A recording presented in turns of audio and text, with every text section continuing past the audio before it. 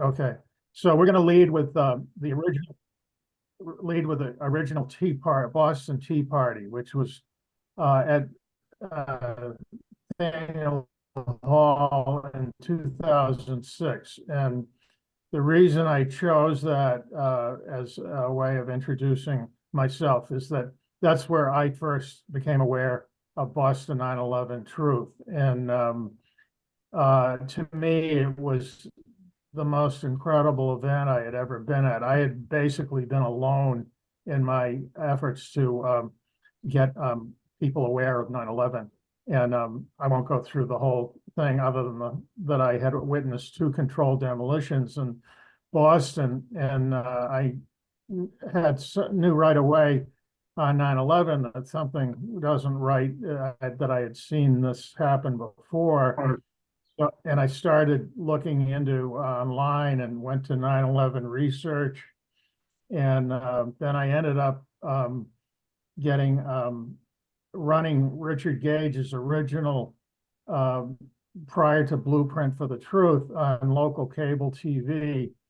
And I got vilified in the Boston Globe. So I was in total shock. And I ended up reading about the Boston Tea Party.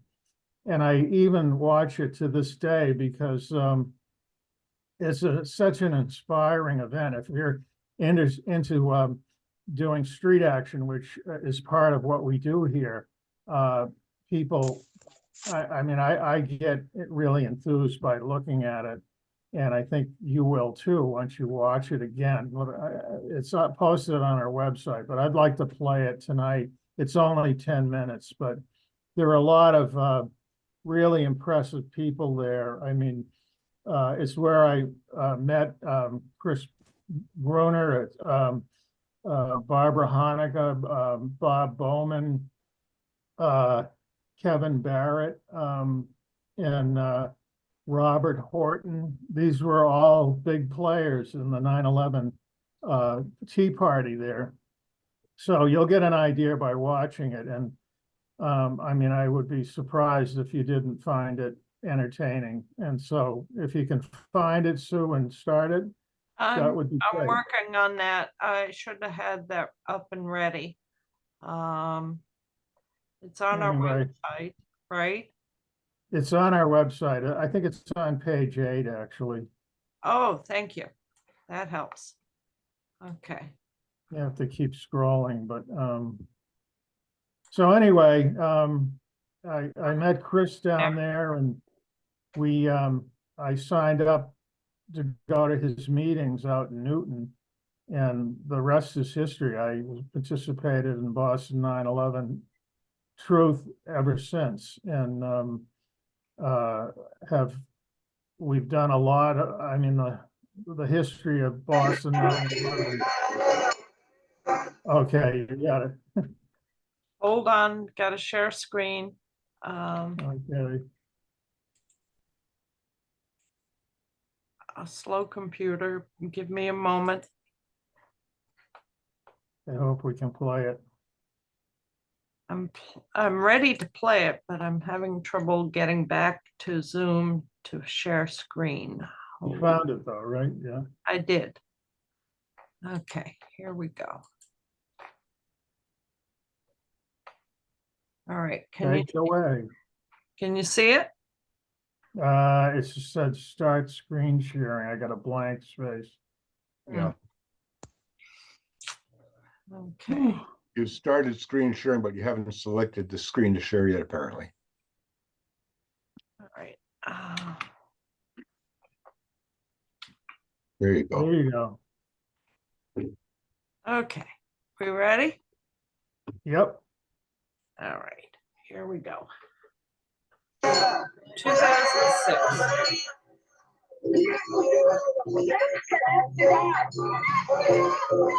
everybody with a dog come up here and sing. We are conspiracy. Our conspiracy is in that tradition of the Boston Tea Party. Our conspiracy is that conspiracy. On 9/11, when I watched what was going on live on television, I was thinking, where are the interceptors? And that was the beginning for me of doubts about the story that our government was telling. Sue, can you get the volume up? For 1 second, that an air traffic controller is Well, going to sit it's already up on there. his or her scope, and it's going to watch an airliner or any other airplane that's in distress and not have huge concerns and do whatever they can possibly do to save that airplane has got my ire. I am angry at you if you think that as a public citizen. Yeah, These people Jesus Christ. are professionals, they're dedicated, they love their country, and their mouths are taped shut. I wasn't an activist before this, but this is something that we've never seen before in history. An outrageous, massive, gigantic psychological operation designed to turn people into killers. I guess I got into the business as a professional conspiracy theorist by spending 2 years looking at the highly bizarre coincidences that kept coming out in the mainstream media about various aspects of 9/11. Things like Muhammad Ali's Can magic, people hear this? a ridiculous parody of an Islamist will in it, and it just happened to get lost in the transfer between planes, things like that. Yes, we can hear it. As Donald Rumsfeld said, was an opportunity, not the way he thought though, an opportunity to remake the world, not by destroying the world with military force and violence, but by overturning people's crazy us versus them mentality that's at the basis of the violence and stupidity and greed that is endangering our shared world. The official Is that background music or another channel? Background music, yeah. Okay. is not on the FBI's most wanted webpage for 9/11 because, quote, the FBI has no hard evidence connecting Bin Laden to 9/11 at all. So if Al Qaeda didn't do it, Bin Laden didn't do it, even Bush himself has admitted that Saddam Hussein didn't do it, and Iraq didn't do it. Who the hell did do it? And I think we know who did it. How many people here in this audience, okay, believe what Dick Cheney said? Then why are you believing the red herring story out of the bunker that day that Cheney and Panetta had this thing going down? Okay, the bottom line of the story is when Cheney tells you something, you better figure out who wants to lead you that way, and the truth is that way. Today, we have not just reenacted the Boston Tea Party, we have initiated, we have actually begun the Second American Revolution, the American Revolution for truth, not just about 9/11, but we're committed to truth in government, period. Where are you from? Albuquerque, New Mexico. Chicago, Illinois. From Albany, New York. From Burlington, Vermont. Groton, Massachusetts. New York City. Brooklyn. Hi, I'm David Schlesinger. My website's 911Truth.org. I've been active since about 2002 on the issue. It's the feet on the ground. It's the average person organizing in their neighborhood, associating with their friends, forming small committees, doing screenings, putting strategies together, petitioning their senators or congressmen, taking whatever actions they can find. Well, I think it's important to make a statement, especially at this point, about the whole 9/11 issue and the kind of either cover-ups, active cover-ups, or psychic cover-ups that people are doing about it. People have to understand that it took 14 months before this government even authorized an investigation. And even then, it would only have happened with this constant lobbying of the Jersey widows and other families. We are the sovereigns. The people of the United States are the sovereigns, not the government. They are our servants. We are the sovereigns. That is what made America different. It's what America makes America great. And you're never going to get that up. And today, we shot across the bow of this government. What we are doing here is demanding that all elected representatives in the Congress start fulfilling their responsibility and exercising the authority given to them by the Constitution and not abdicating their responsibility to an imperial president.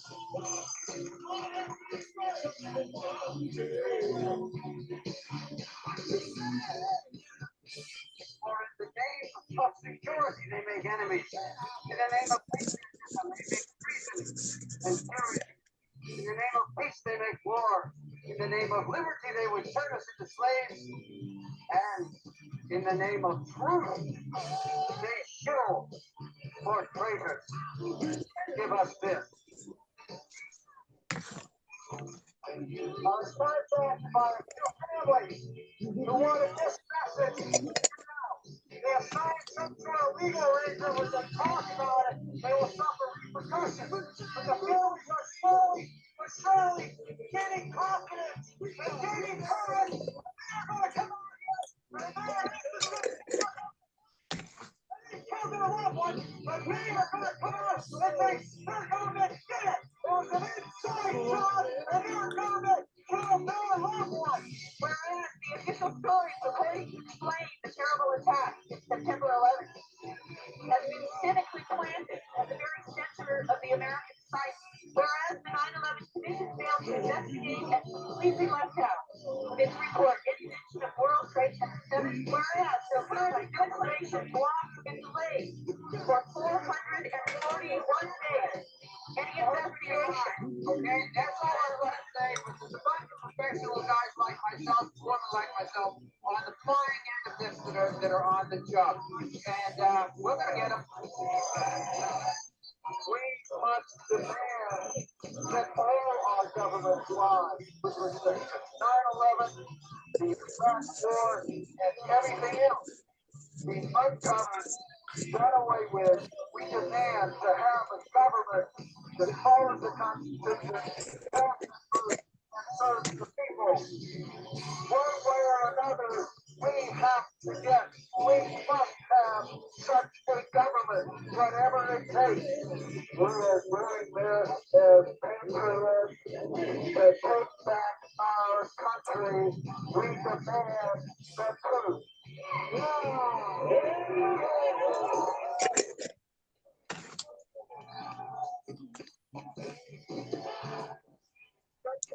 This hearing and the U.S. Congress are hereby advised that the citizenry of this United States stand in uncompromising demand for an exhaustive re-investigation of all hearings, testimony, facts as they relate to the physical destruction of life and property inflicted during the attack on 9/11.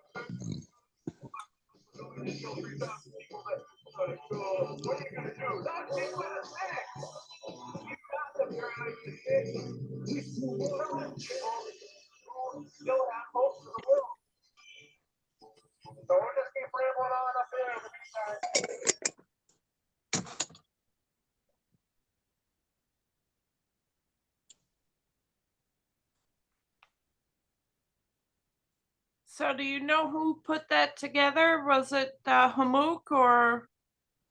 No, I don't, Barbara Honegger would know. I mean, she was sort of the organizer. I don't know whether Chris knows. But that's Paul that's Payne used to do stuff for us too. Yeah, it's easy enough to find out, I would think, but, I wish I could hear what I was saying. I couldn't make out what I was saying. I know, it's too bad. It's much more impressive when you can get the volume up and listen to what people are saying, but, Yeah, just if go to you go on our, our website, and go to page 8 and you can find it. right. Find what? Find what? This That video. video. Is it better sound? Oh, yeah, somehow this didn't work out.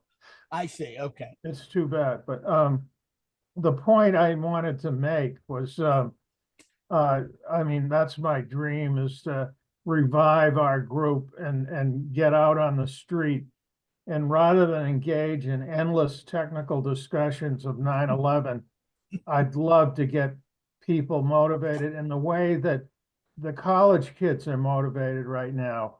I mean, and get that kind of enthusiasm that brings everybody, out on the streets and gets, I mean, you can't get away from it, but, the newspapers, nobody can hide from it now. And so that's my dream and what I'd like to see this group be able to do. And I don't know how, but somehow if that day comes, I'll be there. All right. Thank you. Thank you. That is inspiring. That was our heyday. And 2006, that was a long time ago. yeah. And I have those boxes that they threw in the harbor. Wow. I they were in the custody of oh dear, the brain is not working. Rich? No, his friend, who hasn't been called for a while. In Mark? South Boston. What's his name? Mark? Mark. Mark McCurdick. Yeah, so he had to clean out his storage and he asked if I could take them and I took them. Huh. So I've got them in my garage. And one of them I moved into my sunroom. We should change them, Sue, and have the NIST report and do another tea party and throw the NIST report into the 4-point channel. That's a great idea. So anyway, Miles Flag or Flag? Flag, like Craig, except with FLAIG, Flag. Okay. And hello from Calgary, Alberta, Canada, Treaty 7 territory. Someday I'll go into some details about how Treaty 7 and another 7 resonates. But anyway, Welcome. the opening of that video, there's a gentleman saying, "Where are the interceptors?" And it reminded me of, to quote my friend, I knew him personally, met him once personally. That's the former Canadian Minister of Defense, Paul Theodore Hellyer, who was Minister of National Defense in Canada from 1963 to September 18, 1967. So he knows a little bit about the military operations between Canada and US. He worked with your Defense Secretary McNamara, and that's what he said. There's video of former Minister of Defense Paul Hellyer saying, "Where were the interceptors?" Are you familiar with that? Yep. Oh yeah. So I just wanted to share that. I've got numerous books of his, and he was very much about, he would be a 9/11 truther. Thank you. Well, Bob Bowman flew the interceptors in his career, and he was very aware of why he asked that question, because that was what he got paid to do. He was a colonel and also part of the Star Wars program, as I recall, or he was involved in NASA very Director accomplished. originally in the pre-Star Wars. Right, yeah. Very Mhm. accomplished man. Paul Hellyer, in his last YouTube presentation that was made just before he died, he said that he had talked to a general who had been in the White House before 9/11 in the Oval Office, and they had discussed the upcoming 9/11. I can get that for you if you want. I'd love to see that. Yeah. Yeah. Yes. Yeah. Yeah, Please, send me that. I'd like to see that. Just get your email to Sue or something. I'll call her up and send it to you. Yeah, Send it to thank you. anyone who wants it. Unless it's been pulled. Hey, hopefully can we you get can this find sent it. out to everybody? Yeah, I'll get it from Jack and then send it to everybody. Okay. All right. So anybody else raising their hand to, I don't see any hands raised. Yeah, I- yeah, I will. Okay. You have the floor, David. Thanks. Actually, I'm going to start with a wonderful little story about Richard Gage. We actually, in the committee where we were meeting, did laugh at him, but it's really a compliment to him. Richard is one of the most reasonable people I've ever worked closely with. This was a meeting of one of the 3 local Bay Area groups that we were trying to start to do organizing. And we decided at the end of the meeting that the next meeting would be April 20th. And I said, well, that's a good day to meet. And Richard says, what's so special about April 20th? And I said, Richard, how long have you lived in California? And we all laughed. Does anybody here not know what April 20th is? I don't know. It's I don't know Stoner's either. Day. What? Stoner's Day. Stoner's Day. High school kids invented it in California because that's when they would get stoned after high school. Oh. Oh, So it's really a compliment to Richard that he's a straight guy and he's not hip. So what? Anyway, the first thing that got me interested in 9/11 was when I learned that John Ashbrook had stopped flying commercial 6 weeks before 9/11. There was a CBS announcement of that. And, Janet Reno had upset the huge numbers of people and continued to fly commercial for the full 8 years. She was Attorney General. So I thought that was suspicious. My first thing I did was leaflet Andrews Air Force Base in 2002. I stood on the little strip there where the cars are stopped to turn left to go into Andrews. And a police officer came and told me to stop doing that within 1 minute of me getting there. They couldn't scramble the planes for 2 hours, but they could get me to stop leafleting in 1 minute. I even told that to Amy Goodman, who I saw just a few weeks afterwards. So it didn't seem to have made a difference. I did attend a Kane Commission hearing at Drew University. Kane was the president of Drew at the time. And somehow I got myself into the press conference and I raised my hand and they called on me and I said, is it really true that no planes were scrambled? And they were so embarrassed. And at that event, I heard Senator Bob Kerrey say that the event was 30 years in the planning. I leafleted the National Mall when Rumsfeld had a huge pro-war rally there. People had to check in at the Pentagon and walk over the bridge to the National Mall. And I actually tried to get them to let me sell my pro-war buttons and bumper stickers. And they did not break down. They would not let me sell them. But because I had actually done that, they did not stop me from leafleting. And I gave out about 1,500 leaflets. I mean, even then I was, old bald man in short hair. You know, why should they expect anything suspicious about me? In any case, that was a great experience. I've given out about 55,000 deception dollars, including 2,000 as people waited to go see Rosa Parks lay in state at the Capitol. And the coolest part of that was when I was leafleting, I traveled the country and leafleted. I was selling T-shirts making fun of Bush to fund myself.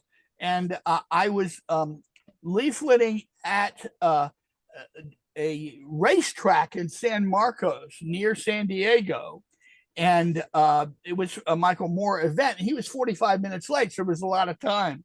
And at one point, I'm in the stands and I'm yelling, "The president is a traitor! The president is a traitor!" And I had a swarm of like 100 people around me trying to get deception dollars from me. And I like to think that the excellent group in San Diego could have been partly from that activity. I did give Vic Sado. I put Vic Sado in touch with Willie Rodriguez, and Vic wrote a song about Willie. I went and met.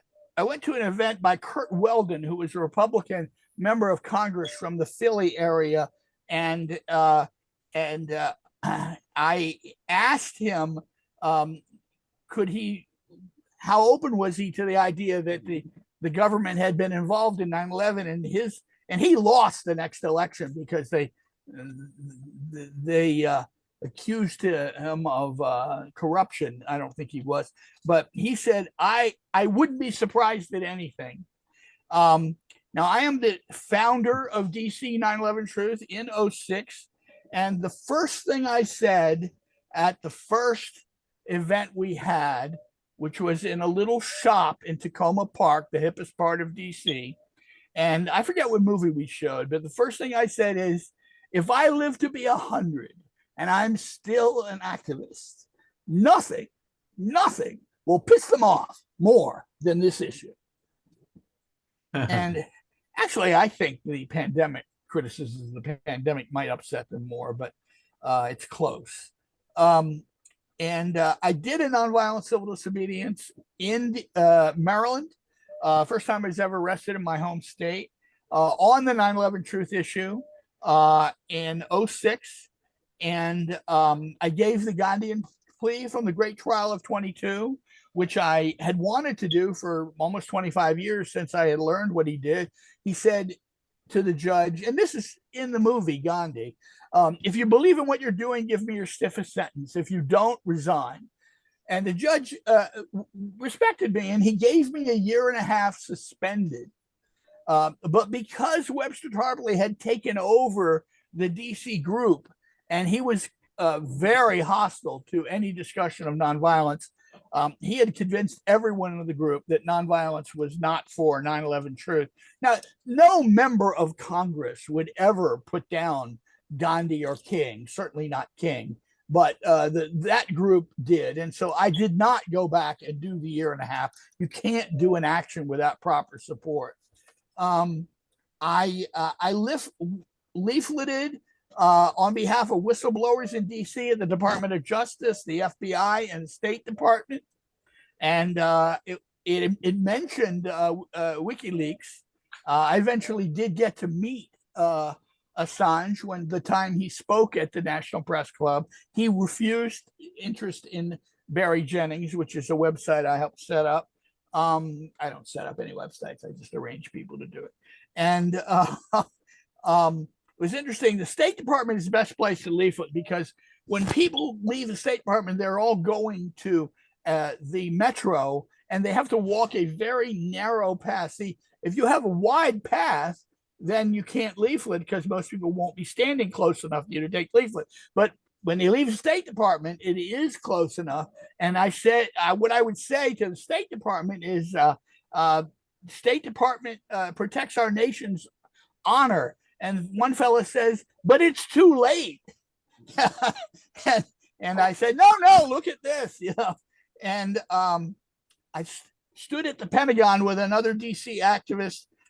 He had a Patriots question 9/11, and I had a banner that said, "More gin, less rummy."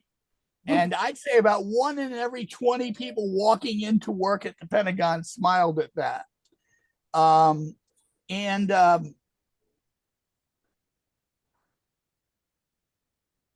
I knew John Judge. The first 3 people who were the real 9/11 Truth activists were John Judge, Kyle Hentz, and Catherine Austin Fitz, who I did meet in 06. And Judge, who's passed, did say that his mother, who was the top woman civilian employee at the Pentagon, she was told to call up people for Vietnam on the Monday after JFK had been killed. And he thought he was a major leader of the JFK investigation. But the most important thing he said is that he knew from spending time at the Pentagon that 90% of a Black Ops budget is diversion. And I'm guessing that's 10 minutes. Yeah, very close. Yeah. You have 10 more seconds. No, that's all right. I have 12,000 words in my website, and about 2,000 words are blackened to make it easier to skip around. But if you let me speak for the only person speaking, I will go into greater depth. All right. That's very impressive, David. That was great, David. That was Glad you like it. Glad you great. like it. Yeah. Very good. Wow. The father of 9/11. I don't remember what it is. All right, Were anybody we else? assigned a theme to talk about? What we're What, doing you talk about how is you got involved? How you got involved, and then for how any you, subject on 9/11. Oh, okay. and how you Do you came want to to speak, Boston Richard? 9/11 Truth. Yeah. Yeah. Sue, I had thought, Sue, that you had said that it was sort of, let's each share how we found our way into 9/11, or somehow that's how it was in my memory. But at any rate, first I just want to thank Al for showing that video. It just brought back so many wonderful recollections of my engagement with so many of you guys here, and so many others who stayed with the fight for 20 years since then almost. So it was really uplifting, heartwarming, Al. Thank you. And also it just reminded me of kind of, Al, how you and I first got engaged with each other, as you pointed out, that was a meeting ground for so many of us that we then began to network together. But I'll just say a few quick words about my own involvement, and some of you guys know my story anyway. I had a client who came to my office. I'm a marriage and family therapist, licensed mental health counselor. But a client who came to my office weeping one day, and I said, "What's wrong?" She said, "Oh, I just found out that 9/11 was an inside job, that our government was behind 9/11." And I thought to myself, "No, I know this client. I feel badly for her. She tends to be paranoid." And I was just sympathetic, and I listened, but it didn't strike me at all that could possibly be true. And you'd think I'd know better, because I knew what our government was up to in Central America 20 years before that. Nonetheless, something this gigantic was beyond my realm of possible belief. But now it's in my brain, and I'm in the bookstore one day, and I see a book about 9/11. I look closely at it. It's all about how space aliens were behind it. And I said, "Oh no. So is this where my client was coming from?" Yeah. Fortunately, oh God, thank God. Fortunately, I did come across the new Pearl Harbor, which I purchased. And when I start to read it, it was like the veil dropped from my eyes. And I go, "Oh my God." And it just instantly clicked with me. So many things fell together. And of course, I had to go back to my client and apologize for my profound misperception and acknowledge her. She's still, we're in touch now and then these days, and she still likes to tease me for how, hey, listen, I'm the one who turned you on to 9/11, and she's right. But so then I'm feeling like, oh well, now my client and me and this guy who wrote New Pearl Harbor, that the three of us know what happened. But what do we do from there? And these were back in the days when the Boston Globe, printed some real news stories, like one about a group that Joe Lapizzi had kind of met together with, who these are people who are saying, boy, something doesn't sound right about the events of 9/11. And as soon as I saw that, I said, oh my God, it's not just me and a few other people. I bet there's people all over the country that are thinking this way. I called up Joe Lapizzi, and we sat down to strategize over coffee. What could we do about this? And he said, well, why don't we make some signs and get some leaflets together, and we'll just stand out at a traffic light and we'll start handing them out. So we did that out in Arlington.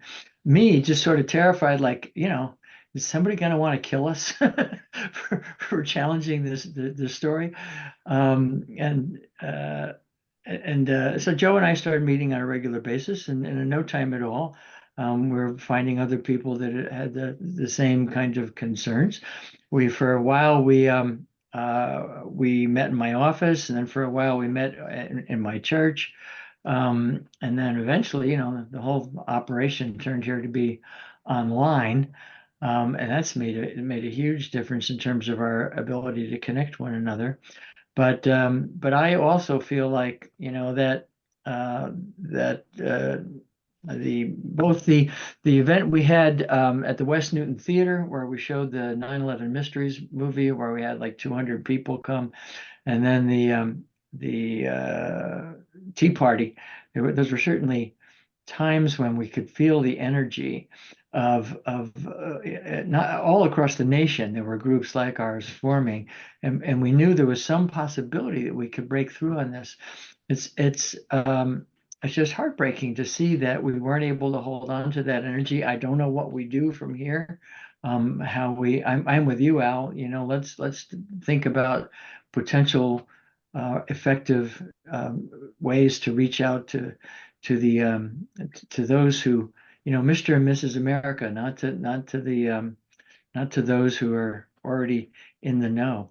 But it's been an honor and a pleasure to be engaged with all of you for so many years. And what can we do but carry on the fight in one way or another? I'm done, Thank you. and I got to leave at Thank 7:30. you, So Chris. I'd love to hear That was from you. very good. Mhm. Thank you very much. You were the founder with Joe I'm Lapizzi ready to for go. Boston 9/11 Truth. And whether the failure to intercept. Can I go? Yeah, sure, go Hello? ahead. Thank you, Chris. Uh, Yeah. One, I've been thinking recently that one way we might expand knowledge a little bit would be by trying to go back and do programming and provide information that links the Kennedy assassination, the coup of 1963 to 9/11. Just because I think a majority of people, I don't know if that's true anymore. I don't know what young people know or think anymore, but it wasn't that long ago that the majority of Americans believed there was a larger conspiracy, behind the Kennedy assassination. Public knowledge probably never got much deeper than what were the forces behind it. But at least that's something that is more readily accepted. And that if we could firm that up a little bit, and help people understand that, then they may be able more easily to understand how 9/11 is an extension of that historical turn. At that point in time, which kind of cemented the control of the larger multinational corporations and energy and heavy industrial firms and their foreign policy interests, and those of the military industrial complex. That's when they won. That's when their control was cemented. Yeah. And that's who's been in control ever since, with no diminishment of their control. And then explain in that context again why 9/11 happened and what were the geostrategic objectives of 9/11. And if you put it in that larger context, maybe more people will be willing to understand it. And that might break through some of the psychological barriers that we encounter. Anyway, that's one thought that I had recently. And I don't know, at least that's going to happen a little bit at the event on May 7th in Somerville Theater after the movie ends, but we'll see about that. I wanted to note one other thing that I've been following very closely the Ukrainian conflict, all global conflicts, but mainly the Ukrainian conflict, and now the Middle Eastern conflict. And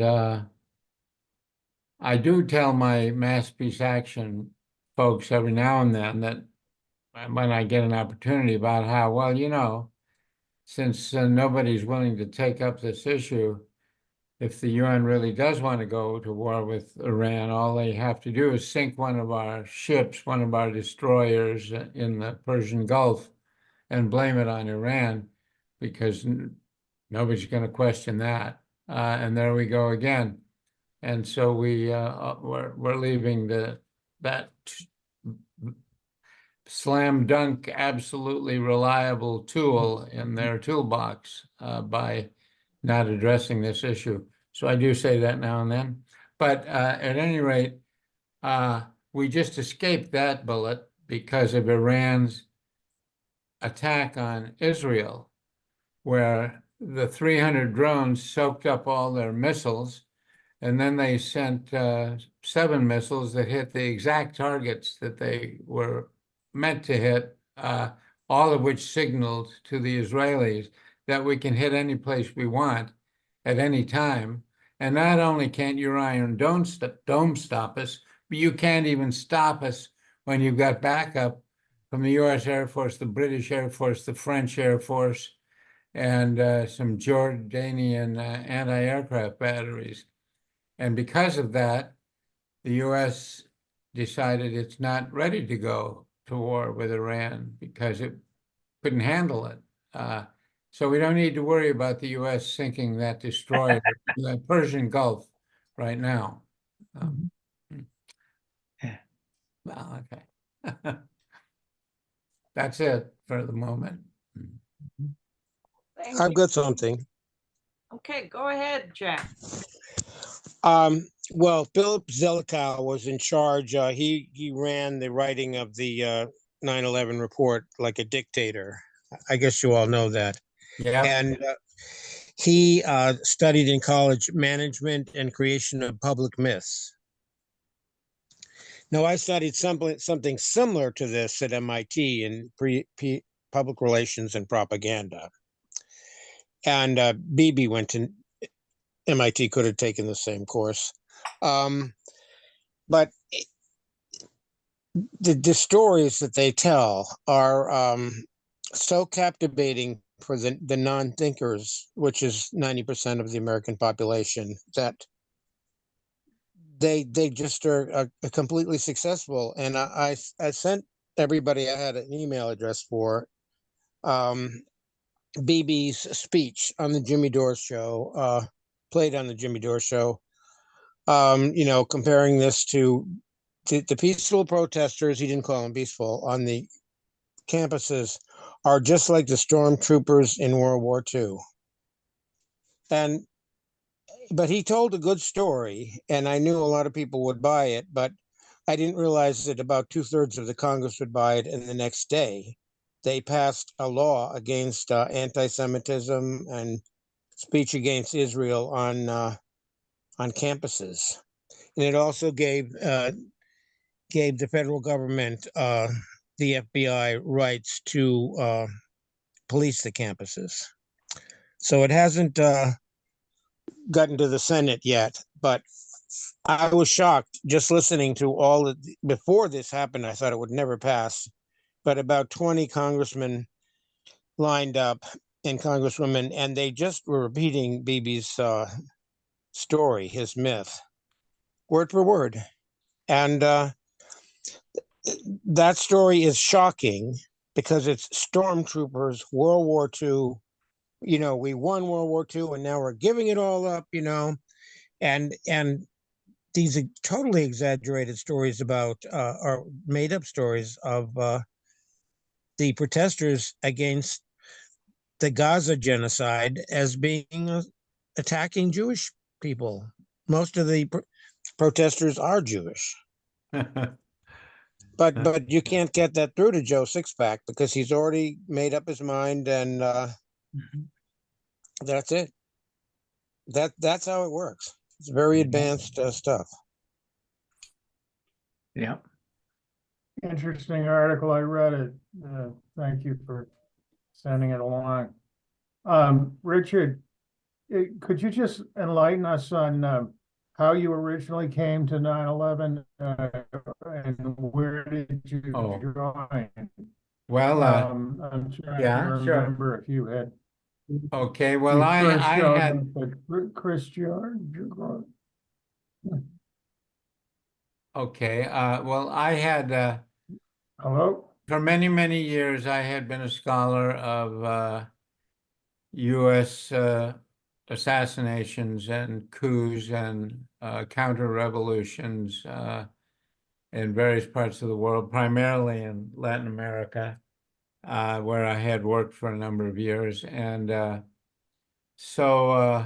I had also learned quite a bit about the U.S. government involvement internationally in participating in and controlling the international illegal narcotics trade.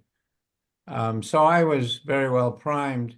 I had also been an anti-Vietnam War activist and so on. And so I was very well primed on 9/11. Plus, for a while, I had been a small construction contractor, and I did a program at MIT that included a little bit of steel frame construction and stuff like that. So anyway, so when I saw what happened on 9/11, I instantly knew that it was an inside job, and it was a controlled demolition inside job. So I had a very hard time for a few years until I bumped into Chris and Joe's creation of Boston 9/11Truth. And the therapy provided therein has always nurtured me ever since.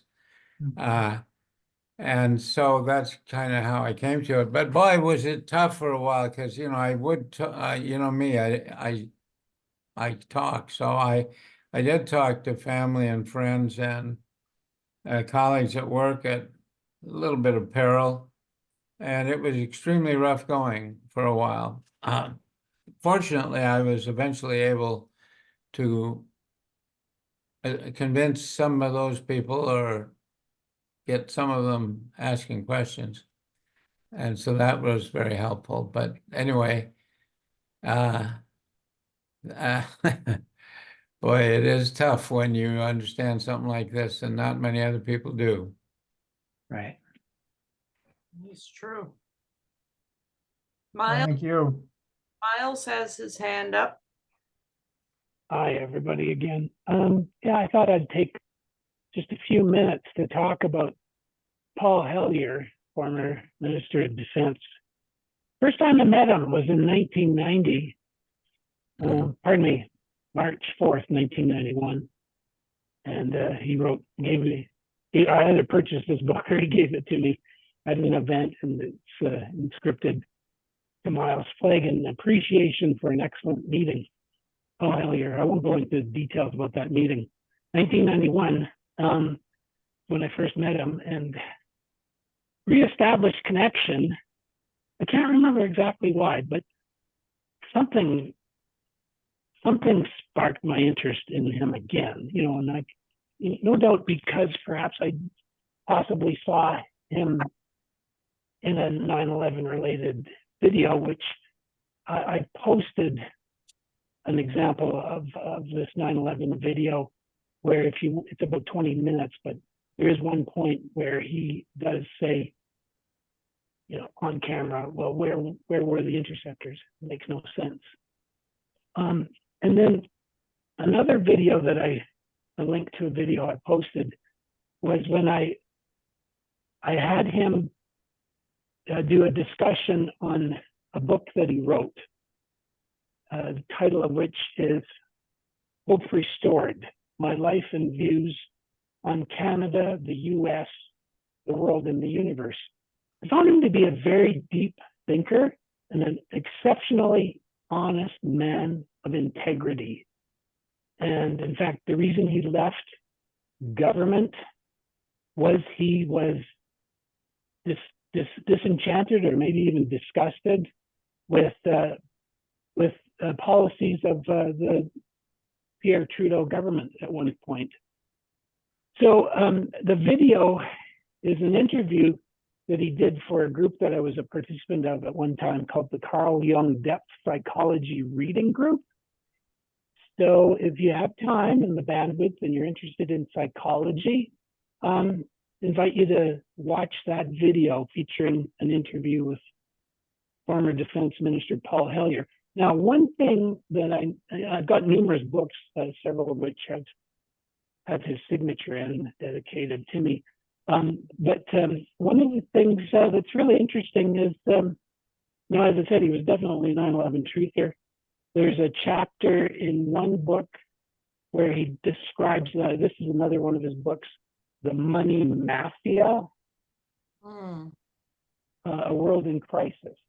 And because he was very keen in his years, right up to the end of his life, on how there's something amiss with who makes money and how money is circulated, and essentially what a cabal it is. Something that would be perhaps controversial, and that we're not here to debate it, but in this book, The Money Mafia, he references to Dr. Judy Wood, Where Did the Towers Go? Evidence of Direct Free Energy Technology. And so he was very, that was something that really, I gather, sparked his interest. And he had strong opinions on the possibility of Dr. Wood's book and her concepts. I do have her book, and it is fascinating, but I do know it's very controversial. But at the end of the day, there were controlled demolitions, and controlled demolitions is accomplished by some sort of energy. And do we need to try to totally understand where the energy came from?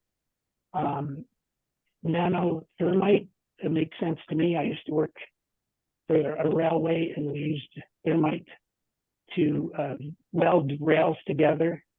So I've seen thermitic reactions, and I, certainly think that, okay, this nanothermite needs to be explained. But also Judy Wood, brings some very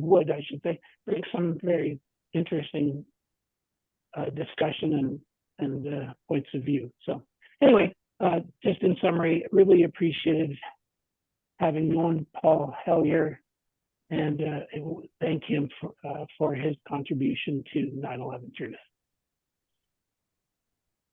Well, thank you. You also shared a video in the chat. I'd like to play a little bit of it. And let's see if I can share. Okay, great. We're not going to play the whole thing because it's 22 minutes long. We'll just play some of it.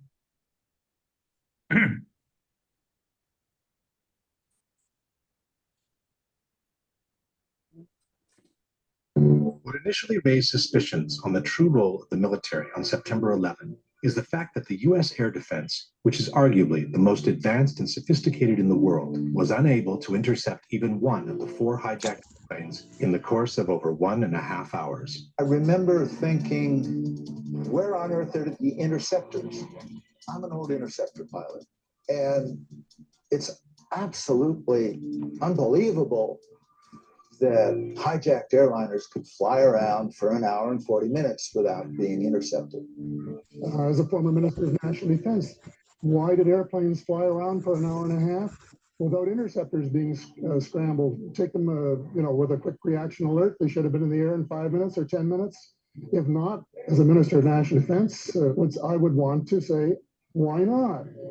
This astonishing failure to respond was remarked by Senator Mark Dayton in the post 9/11 congressional hearings. What I find much more shocking and alarming were the repeated and catastrophic failures of the leaders in charge and the other people responsible to do their jobs, to follow established procedures, to follow direct orders from civilian and military commanders.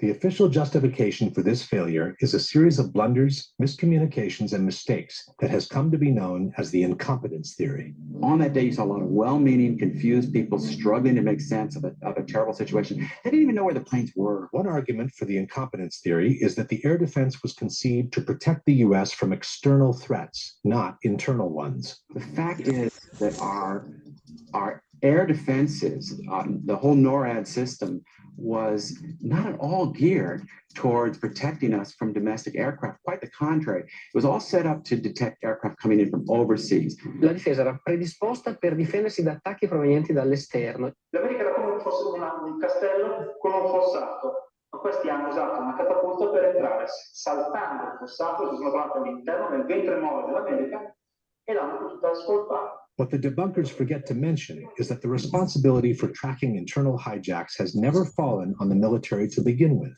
This has always been the duty of the Civil Air Traffic Controllers, the FAA, as explained by the Secretary of Defense himself. So the Department of Defense was oriented externally. Radars were pointing out, not in, and the FAA was the one that then had the responsibility to say there's a hijack. Only then, explains author and researcher Nafiz Ahmed, is the military requested for assistance in scrambling their jets. Standard operating procedures dictate that as soon as a plane flies off course, the FAA will contact the plane and try to ask them what is going on. If there is a problem or if they cannot establish radio contact, then immediately the FAA will contact the Pentagon, who will, within a matter of minutes, a maximum of 10 minutes normally, will scramble fighter jets to intercept the civilian plane and to analyze the situation and see what is going on. The FAA authority over the national airspace is clearly acknowledged in this exchange between the military from September 11. If you can, hand the fighters over directly to FAA so they're still under FAA control. We're never going to take them. Just work with them, coordinate with them as best as you can with that. Take them to the area and let them handle that airspace. Another argument for the incompetence theory is that by turning off the transponders, the hijackers had made the airplanes very difficult to be tracked on radar. That can't be overstated. The fact that once the hijackers turned off the transponders, you had air traffic control who were looking at something like 4,500 primary radar clips. They were trying to pick out the plane that they just lost. Non sapevano dove andare perché i terroristi hanno disattivato un dispositivo che si chiama transponder che localizza l'aeroplano. Spento quello, puff, sparisce il puntino. E dov'è? Non si sa dov'è. This is not true. When the transponder is turned off, the controllers lose the information on the altitude, but they can still track the plane as a primary signal. The following example shows how long it took an air traffic controller to find American 11 on his screen after he was told the plane had been hijacked. Good morning, Washington. I got a situation here with American 11. We believe it's a possible hijack. Okay, tell me more. We lost radio communications with him, then we lost his transponder, and right now the aircraft is just west of Albany going southbound. Okay, I see him. United one. All right, So I think that's probably enough. But the link is in the chat. I do recommend you watch the whole thing. Thank you, Miles. Looks good. Yeah. Rebecca has her hand raised. Yeah, can you hear me? Yes, indeed. Oh, okay, good.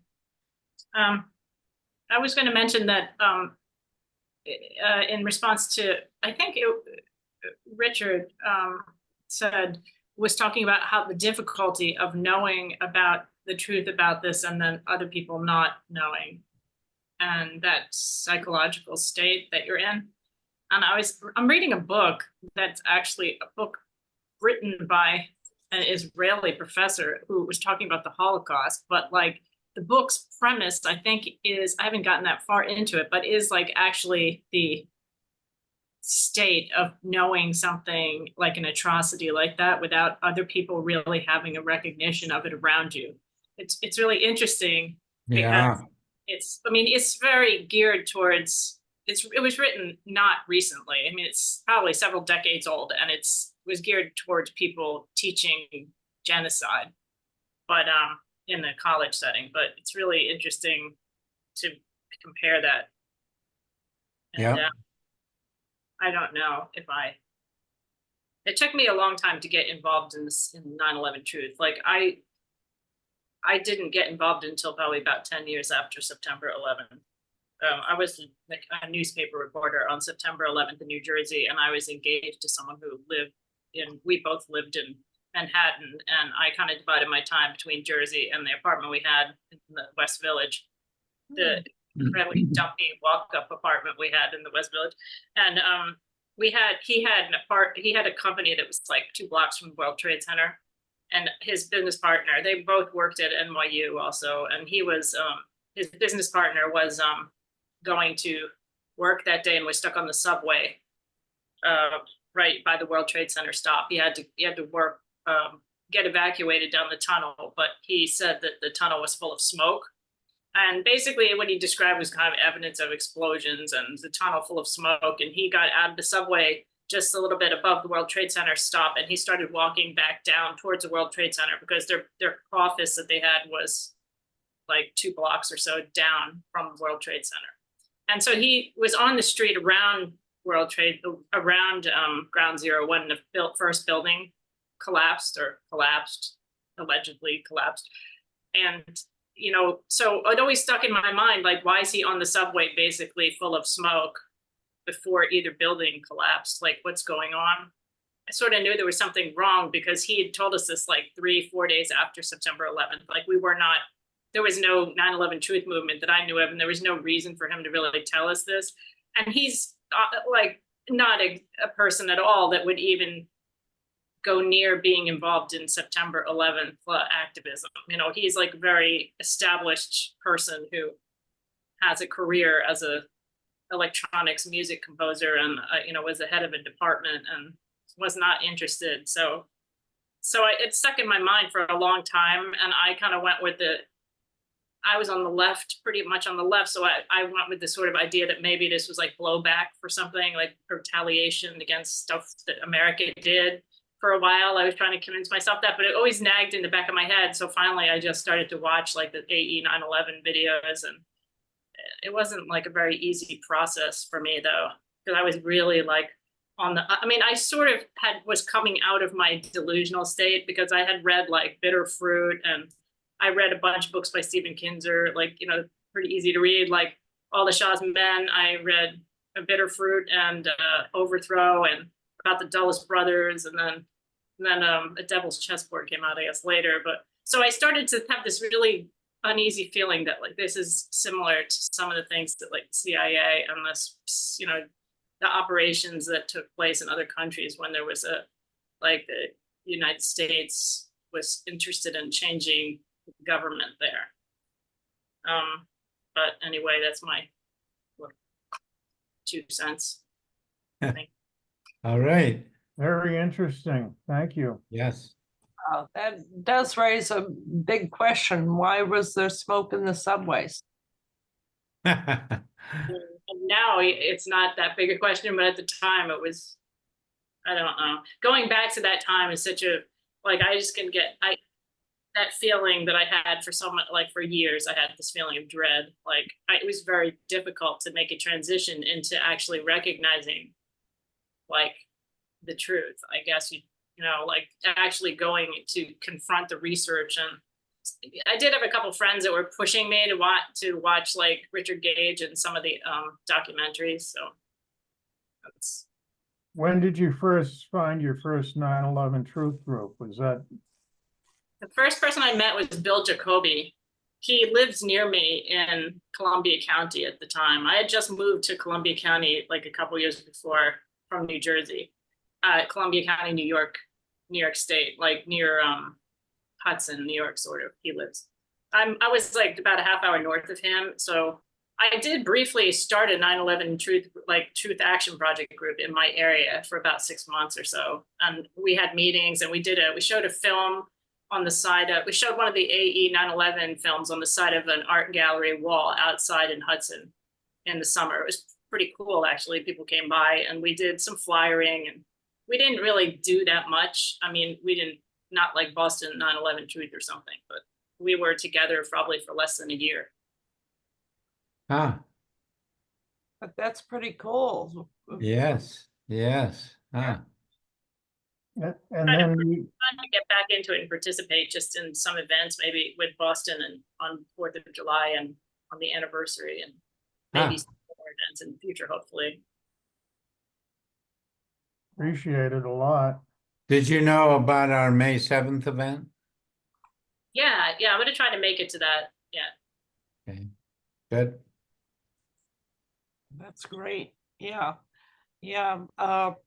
Everybody try and get to Somerville Theater, May 7th, 7 p.m.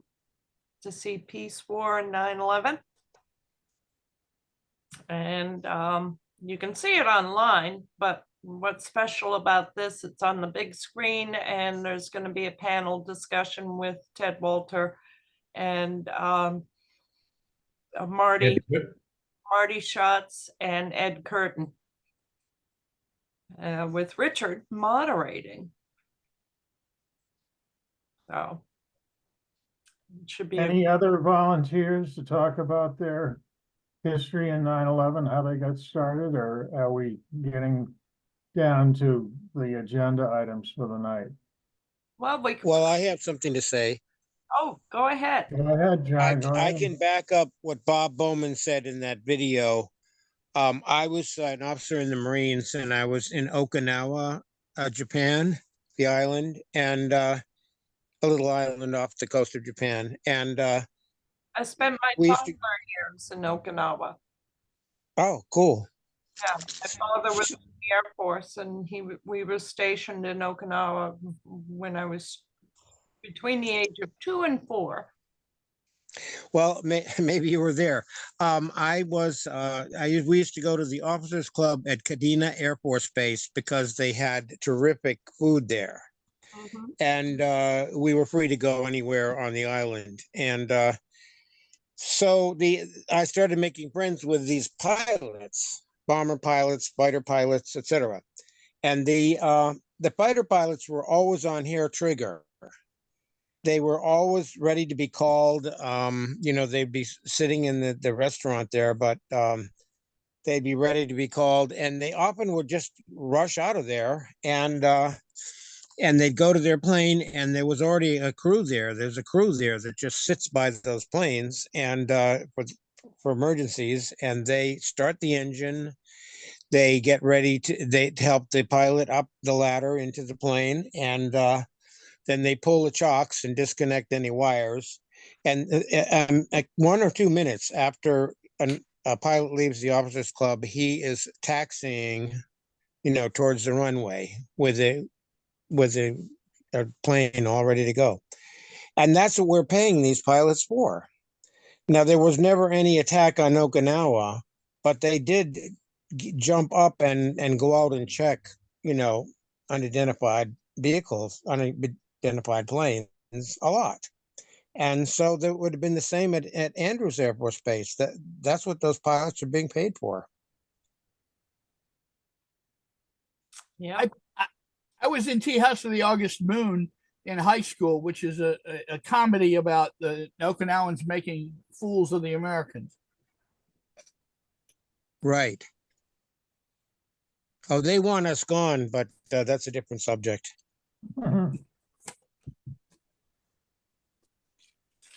So Anybody else? I guess I'll go. You want to go? Okay. Yeah. So I was a little slow to get into the 9/11 Truth movement. I was running the Northeast Impeachment Coalition to impeach Bush and Cheney, but I actually actively ousted 9/11 truthers from our group because I figured they were nut jobs. So it wasn't until early in 2007 when I watched Loose Change and things started percolating. And, then, I did some more research with Richard Gage. And by the end of 2007, I was a full-on 9/11 truther. But I was sort of like Rebecca. I figured 9/11 was blowback beforehand, before I looked into the controlled demolition. And it really, so I have some understanding of people's resistance to 9/11 truth, having been there myself and turned the corner. So I'm always thinking about how to reach those people to help them turn the corner like I did. And it's a challenge. My family has never been on board with me, but they've always tolerated me until recently. And suddenly they just actively became aggressive towards me about 9/11. And I'm going, what the hell? Where is this coming from all of a sudden? They weren't aggressively against my work with 9/11 until recently. So I think there's something going on with the media that's It's the media for sure. Yeah, that's ramped it up.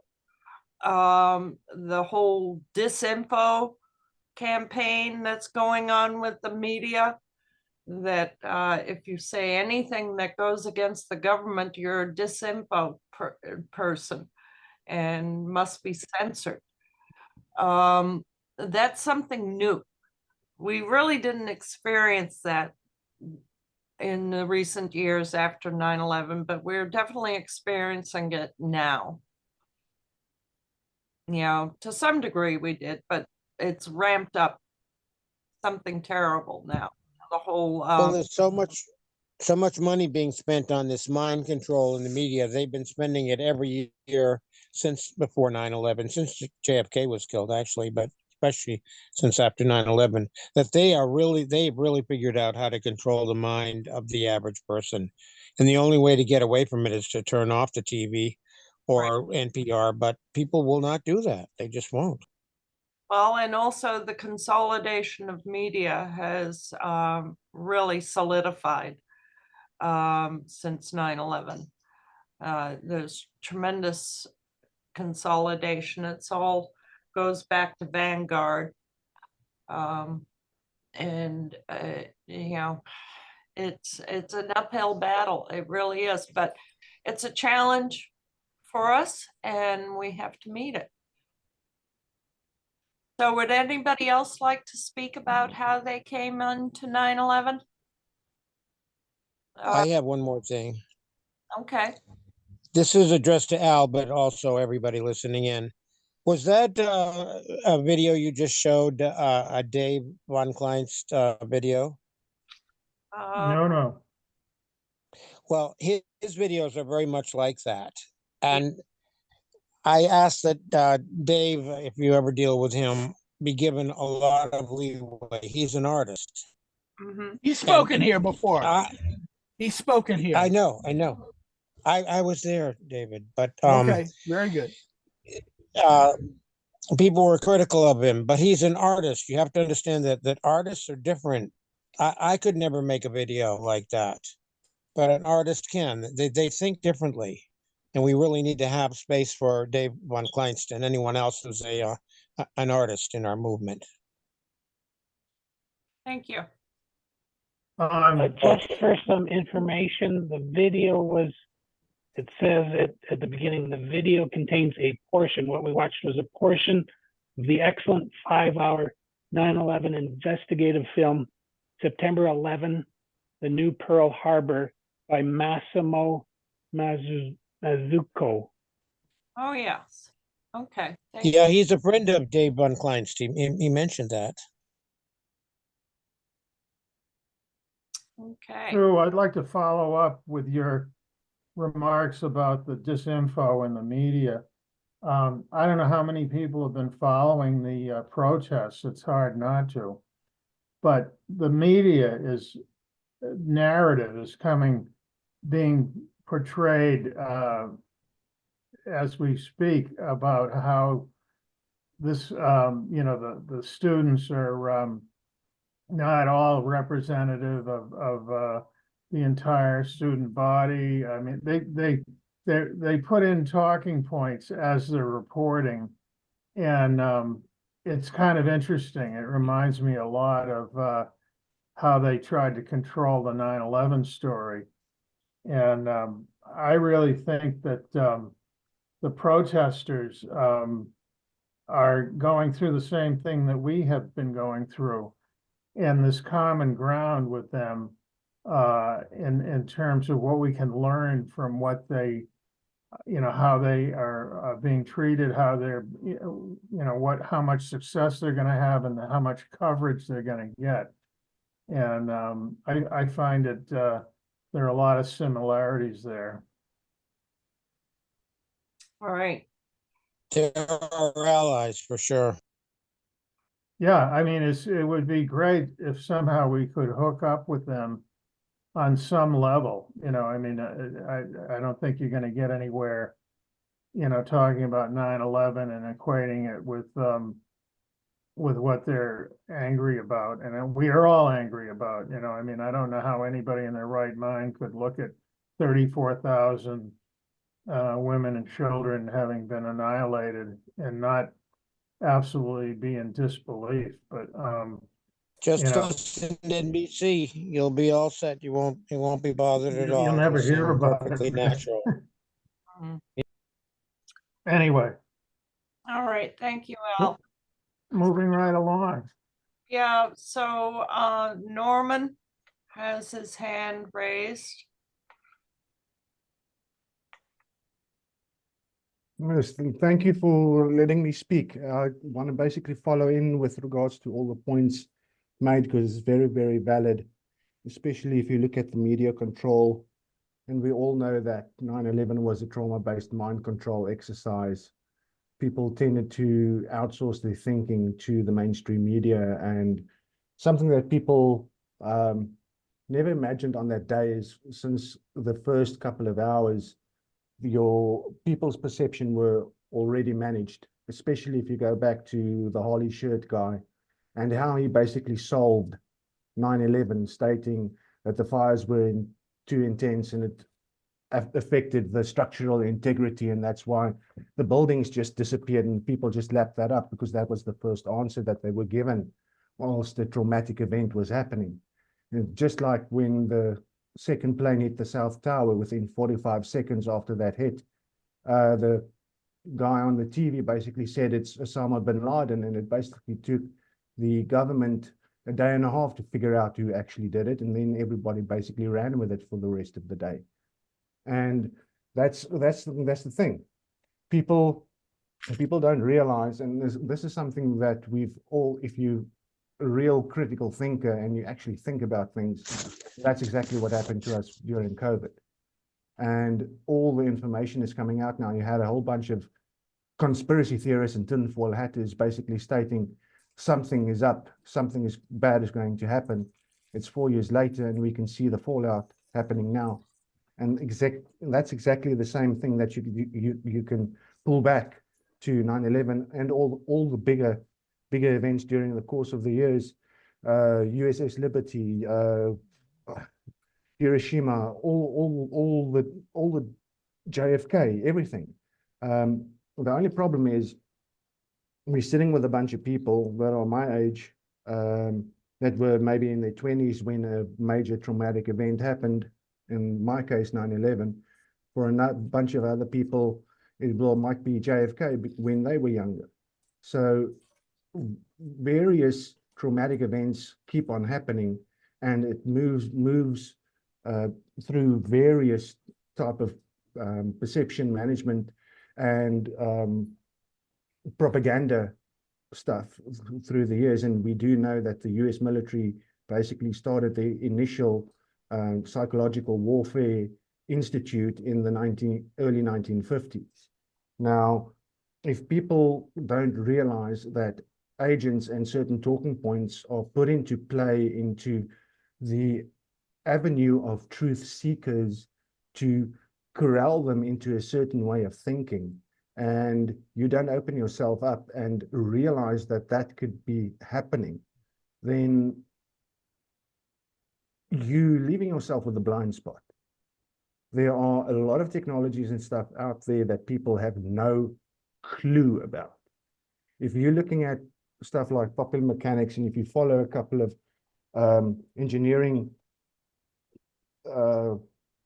profiles on the internet and places like X, that's a little bit more open these days, and that's the only reason that I actually joined X was to see what's going to happen and what conversations are going to be held.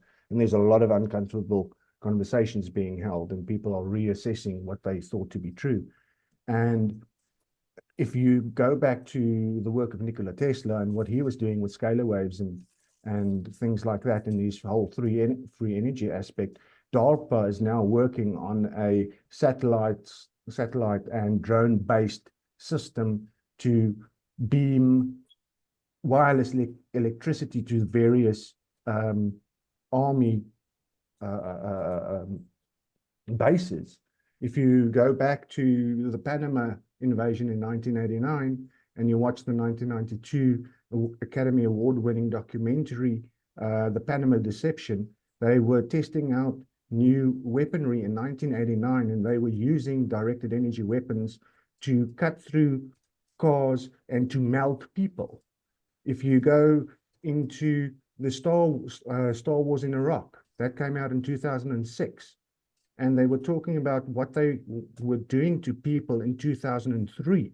The same was being done to people in Lebanon by Israel. America and Israel has been working together on directed energy weapons as far back as the early 1990s.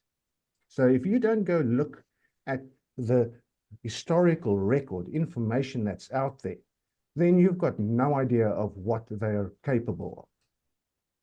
So, and it's the same thing in 9/11. There are a bunch of different things that have happened since 2005. If you go just read the books of Andrew Johnson and you go look at the scholars for 9/11Truth with regards to Jim Fetzer and Stephen E. Jones, and you go do a little bit of research and you go find out about that famous paper Stephen E. Jones wrote with regards to the nanodust that was found and all of that, you will find that there are numerous people that have debunked that paper and pointed out everything that's wrong with it. So you can't just, and that comes into the psychology of a traumatic event. People want an answer. They want a quick answer to their question. And as soon as they've got that answer and it's given to them by the mainstream media or whoever, they don't look further. That's the difference with me.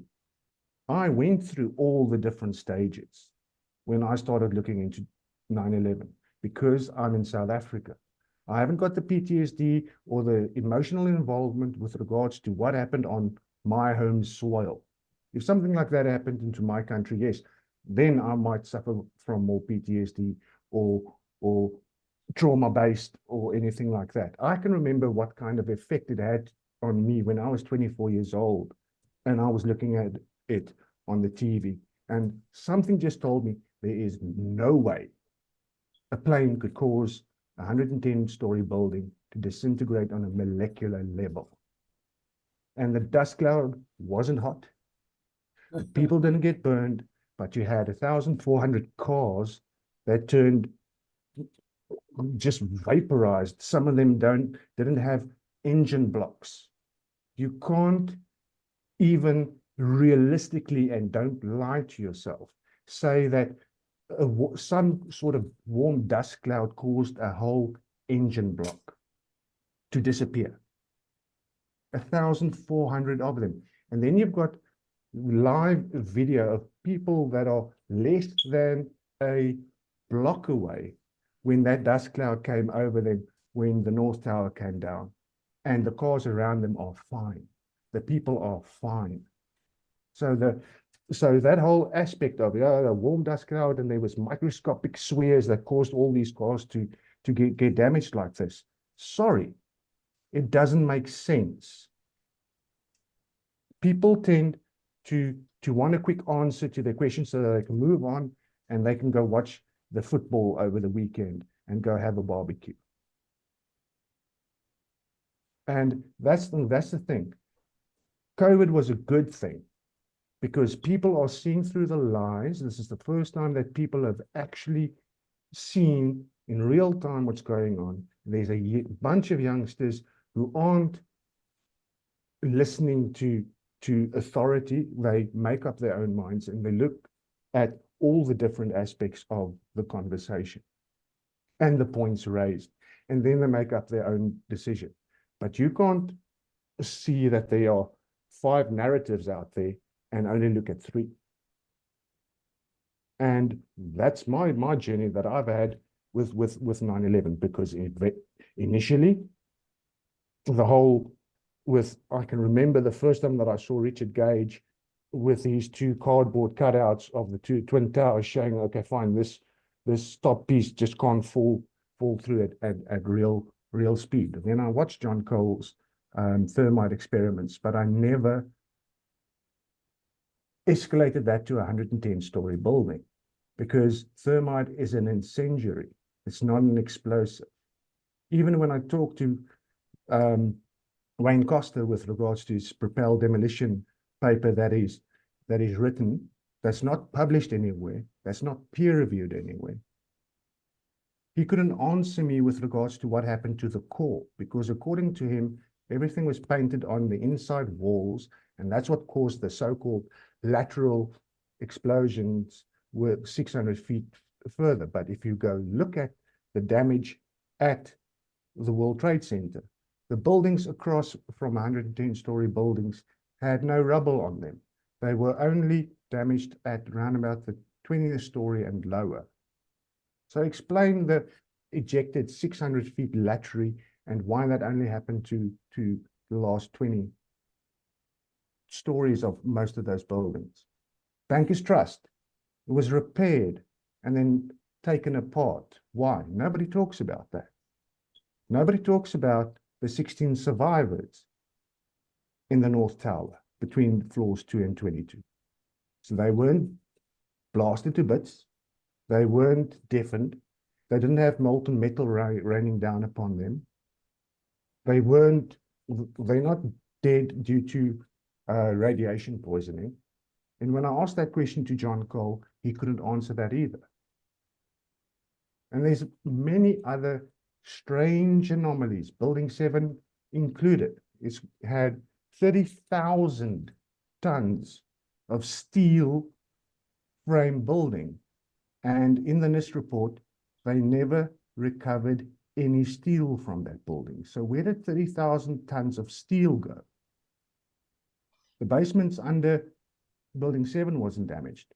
The basements under World Trade Center and everything were mostly undamaged. And that was, I shared the article in the comment section and an article with regards to what was in the basements. So there's so many questions, and nobody's talking about what happened to building 3. 90% of that building disappeared. Building 4, 75% of that building disappeared. And then the huge cookie cutter in building 6. Nobody's talking about that either. And then when you want to move over to what happened post 9/11, nobody's talking about the 23 NIST subcontractors. Everybody's got a problem with a NIST report, but nobody looks at who those NIST subcontractors are and what they specialize in. They specialize in psychological operations and various other weird stuff, especially SIAC and ARA. Nobody talks about it. Nobody talks about the 23 NIST subcontractors. And it's been 23 years. Why are people only focusing on the Twin Towers and a organization like Architects and Engineers have only been talking about building 7 for 8 years, when there's so many questions and so many anomalies? There are. And That's that you're over the 10 minutes. I do want to. Okay, but yeah, that's that. But that's me. People, there's a lot more questions rather than just the Twin Towers and Building 7. Absolutely, I agree. Yeah, it was a huge operation. And, Definitely. And it's still ongoing. Yeah, so much involved. And I'm sure we could go on for 2 hours about the whole complex, and including the Pentagon and Pennsylvania, etc. The money aspect, the insurance, just incredibly complicated. But I do want to give everybody else a chance. Appreciate your comments, Norman. Thank you for letting me ask a couple of questions. We really appreciate it. Thanks for allowing me. Yeah, of course. But we did set the agenda to be 10 minutes per person. And I just wanted to make sure that we didn't go over. And we do have our regular agenda items to get to as well. And we do want to have a little bit of Q&A. Before we have a Q&A on people who spoke, did anybody else have something they wanted to say? I kind of thought Lorenzo might have something to say about building 4. No? Yes? No? I guess not. Anybody else? Yes. Concerning all those melted engine blocks, Dr. Judy Wood's theory of whatever it's called, energy weapon, that's been proven to be true. But that wasn't the only thing that brought the towers down. It is true that all those cars had their engine blocks melted, which would work with a very high-powered microwave because it would heat the largest piece of metal to melting. Would white phosphorus do it? It wouldn't melt the engine blocks because it would come down. Well, I don't know. Those cars just pulled in. There were people who worked there. And if you showered it with white phosphorus, it would make holes in the cars all over the place and not necessarily melt the engine blocks. But I can send you a video of a gentleman who was less than a block away from the towers when the North Tower went down, and all the cars around him was fine. He wasn't burned or anything like that. So white phosphorus, all of that, sorry, just doesn't gel, doesn't work, because you had a car park around about 3 blocks away that the cars were spontaneously about combusting. You've got firefighters talking about cars, oxygen tanks and the Scott packs in the vehicles that were just letting go and exploding. It's all on public record. You just got to go through the 7,000 pages, and then you'll find them there, and many other strange anomalies that never gets talked about. But that doesn't eliminate nanothermite or barometric bombs. They could have all been used. Possibility, but the thing is, you've got the lack of seismic readings, you've got the change in the Earth's magnetic field. There are a lot of aspects there that cannot be explained through any thermal or kinetic mechanism whatsoever, and especially the golden aspect is the 16 survivors in the North Tower, because they didn't feel heat, they didn't feel they didn't go blind from bright thermite flashes going off. They didn't get deafened by huge explosions going off. They didn't die of radiation poisoning, anything like that. They basically walked out of there. Pascal Buscelli, who fell from the 22nd floor in the stairwell B, basically was home with his wife at 8 o'clock that night, and all he suffered from was a couple of cuts and bruises and a broken ankle. And Most of those Suzelle, people are dead or they're in terrible condition now. no, he's fine. I can send you a hour-long interview he did last year, middle of 2023, where he was recounting it, and that was the first time in his life that he actually opened up the briefcase that he had over his shoulder, because when he ended up waking up on a ledge, he was without his briefcase. They basically brought it to him X amount of time later after they found it. And in this interview, that was the first time he actually opened it up out of the plastic covering that they gave it to him. If I could just add, I just find it curious. I'm not a total expert in anything of directed energy weapons or nanothermite, but my experience on railroads, having witnessed thermite being used to weld continuous welded rail, is that there is an awful lot of molten slag burning, and very dramatic.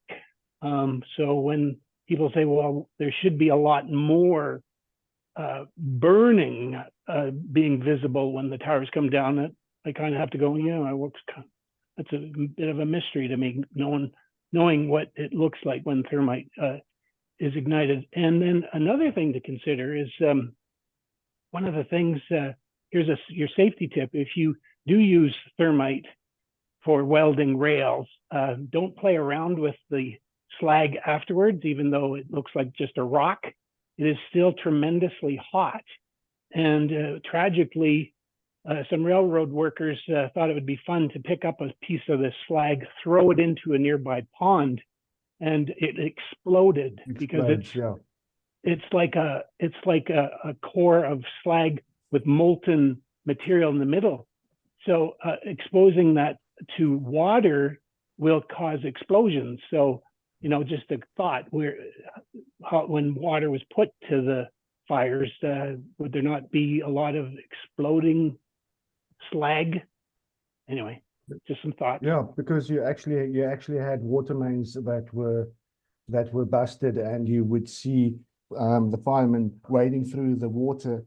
And if you look at the NASA thermal imaging, they would state that the areas where the pictures are taken of these firemen wading through the water was supposedly 800 degrees Fahrenheit. So another problem with regards to that talking point, there are many of those, and most of the people who denigrate the work of Dr. Wood have never read a book. They've never read her QTAM case, the case that also went to the US Supreme Court. And when you ask any of the so-called 9/11 celebrities with regards to that, and I've got many interactions on video in various Zoom calls, they all deny it. And then I've got video evidence of them in the same year, a month earlier, confirming that they know about it. And none of these people are willing to have a conversation with me directly, because I can prove that they are telling you half-truths. Maxwell has his hand raised. Yeah, first I want to say that, I am in the camp of directed energy weapons, but you have to recognize that that is a wide spectrum of weapons, and their output needs to be better defined. And my issues with Dr. Judy Wood is that she doesn't have a premise. She doesn't power it. She doesn't really say, well, this is electromagnetic waves going this way or that way. Now, I don't want to take away my own fire because the presentation I gave to Boston 911 Truth on March 21st is up on the website, although there's not much of a description around it. But I've discovered through my research that I think it was 4th generation exotic nuclear weapons that you know used in a you have multiple devices per detonation level and multiple detonation levels. But something that was throwing me off, and I'm going to bring this up, that has to do with like that engine block thing. According, I have read Dr. Judy Wood's book, and several times, and she made a mistake there. She's looking at this a fire engine, and the front end of it is kind of looks like it's mushed in, but the engine block was not vaporized. And that particular style of fire engine had the engine sitting back further. That's the only case that I'm aware of an engine block going out. But what did happen is that you've got those cars that are catty corner in the parking lot that caught on fire. You've got all those cars along West Broadway and a bus that somebody mentioned.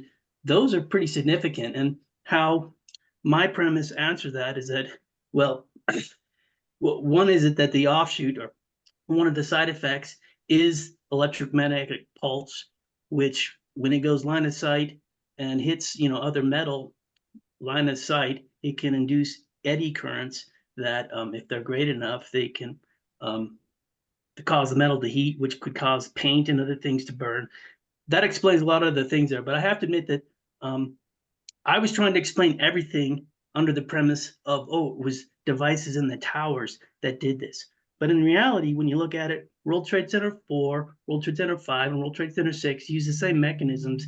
They put the devices on the ground floor, aimed them up, and but they had, because they're on the ground floor with a lot of windows there, they were able to shoot electromagnetic pulse down West Broadway and affect those vehicles. Maxwell, you can't explain. This is my 10 minutes. Norman, this is my 10 minutes to talk. First of all, and second of all, you have me blocked on your Substack.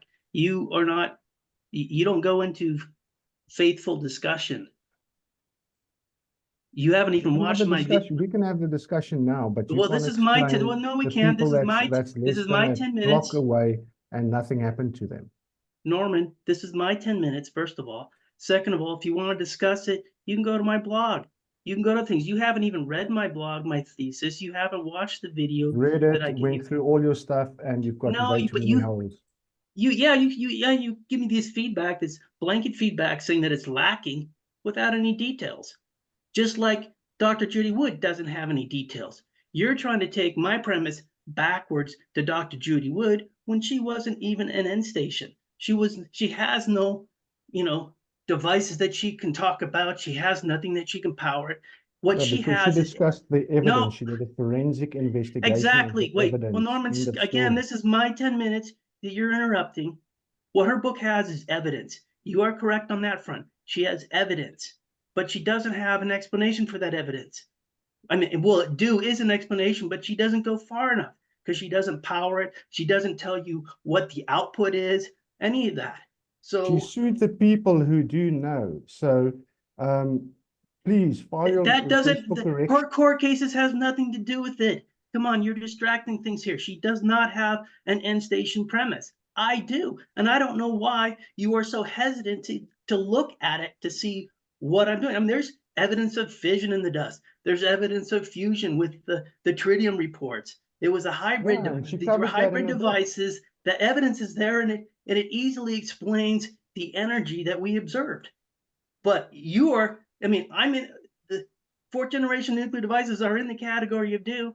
They are easily powered. They're easily understood. They're easily aimed. And you can't even go there to read about it, to tell me where it went wrong. Anyway, sorry about that for the distraction here, Susan. Done that, Bruce. I think my 10 minutes are up. No, actually, you've got another 6 minutes. Believe it or not.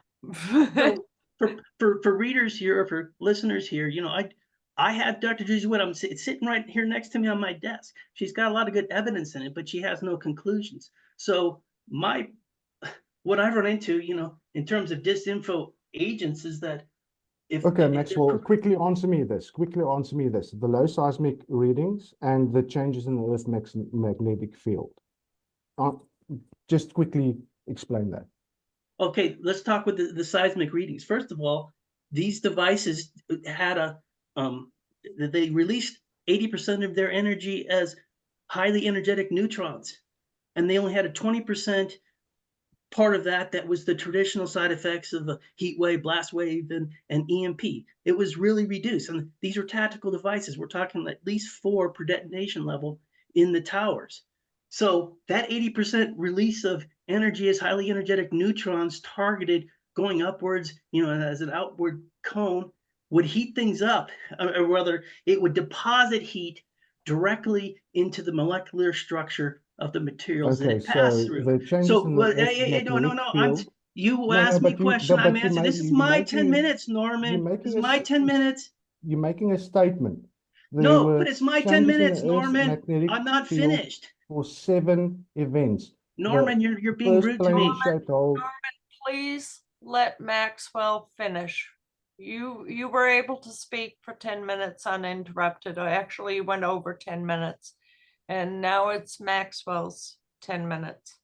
The point is that the output of these devices did not have a blast wave, a huge blast wave, and that is what you would detect on your seismograph. So that's where these weapons that I'm talking about fit in that, and they answer the anomaly that you're trying to explain. Nope. There were 7 fluctuations in the Earth's magnetic field during the course of the day. That included Shanksville. That included the Pentagon. That included when Flight 11 hit the tower, when 175 hit the tower, when both the towers went down. There were no additional changes in the Earth's magnetic field with regards to 4, 5, 6. And once again, when you look at the seismic readings, there were no S or P waves like you would expect in a normal controlled demolition. But you keep conflating my premise with controlled demolition. And you keep saying that it would have a thermal effect when really... I've studied your website. Well, you have not provided any feedback that pointed out its errors, and that's what I have been requesting of you and everybody else for a lot of years. You can't just hypnotically say that it's lacking if you don't specify where it's lacking or where it is an error. If you insult me in an email, then there is no way I'm going to give you the time of day. Let's not get personal. Let's just talk about the mechanics and not lash out at each other, please. So Maxwell is a disrespectful person that calls you a bunch of names and everything in private emails. I'm not going to get into the whole aspect of making that public. So Norman, I invited you to have a discussion with me on this, and you have declined. And when we had, on your Substack, I put a couple of comments out there explaining where Dr. Wood got it wrong, and you deleted my comments and you blocked me from Substack. You've gone and you've spammed Craig McKee's blog with things, but you don't even have a solution. You don't have an end station. I please, both of you, let's not get into who said what and who did what to each other. Let's not get into that right now. Exactly. My premise is that I stand on the evidence of Dr. Wood's research of the things that she points out. I stand on the evidence that's out there in the dust, and I take it to a new level. And a lot of people that promote Dr. Wood, they use it as a cul-de-sac, and they're not willing to look at their own book to see that it has no solution in it. It just has a lot of dangling innuendo. And she was expecting us to look at that evidence and take it to the next level. So anybody that tries to take it, like my premise, back down to Dr. Judy Wood is doing a disservice, because she doesn't have any solutions there. She wants us to look at the evidence. That was her whole game in this disinformation world, was to present the evidence, to get it out there. And I think that all her efforts to have it to do, you can see it on her website where she would go down a research path that was nuclear, where she's like talking about the dust and or the dirt and having they carted in the dirt and they carted it out and all these things that they did to mitigate radiation, which was there, but it was minimal because these were different devices. They weren't spreading out their radiation. So at any rate, I can put the link to my website on there, but I think that people should just go to Boston 9/11 Truth and check out my video again, because I give the talking points about why Dr. Judy Wood's book is not an end station. It's important piece of evidence, and once again, here I need to interject, Maxwell, because unfortunately, like you, like Palmer, like Fetzer, like a whole bunch of people, Dr. Wood was the first person who actually sent out her work in 2007, took it to court, filed the QTAM cases, brought out a book, and everybody since then has either been marginalizing her or have been attacking her via ad hominem like you are doing now, and then they twist the information. So if you really want to have anybody look at your work, then you would tell them, read her book first, then you go through my website, and then you can make up your own mind, because that's what I've done. I've looked at Palmer's work, I've looked at Lauren Fine's work, I've looked at everybody's stuff, okay? And I've made up my own mind, and I see what the real thing is. And the people that needs to give the answers are the people who were tasked with writing the fraudulent NIST reports, were tasked with the security and cleanup at Ground Zero from the beginning since September 12, and on September 13, nobody was allowed to take any video or anything or pictures at Ground Zero. Why was there a whole bunch of vehicles and trucks ready with potting soil to drop it all over a active crime scene where they were still busy with trying to recoup and find survivors? You've got the pictures on September 13 of all this ground that was carted in. So if you really want to do a deep dive, and that's what I've been doing for the last 2.5 years, after I saw how little students at a university just before the 21st anniversary know about 9/11.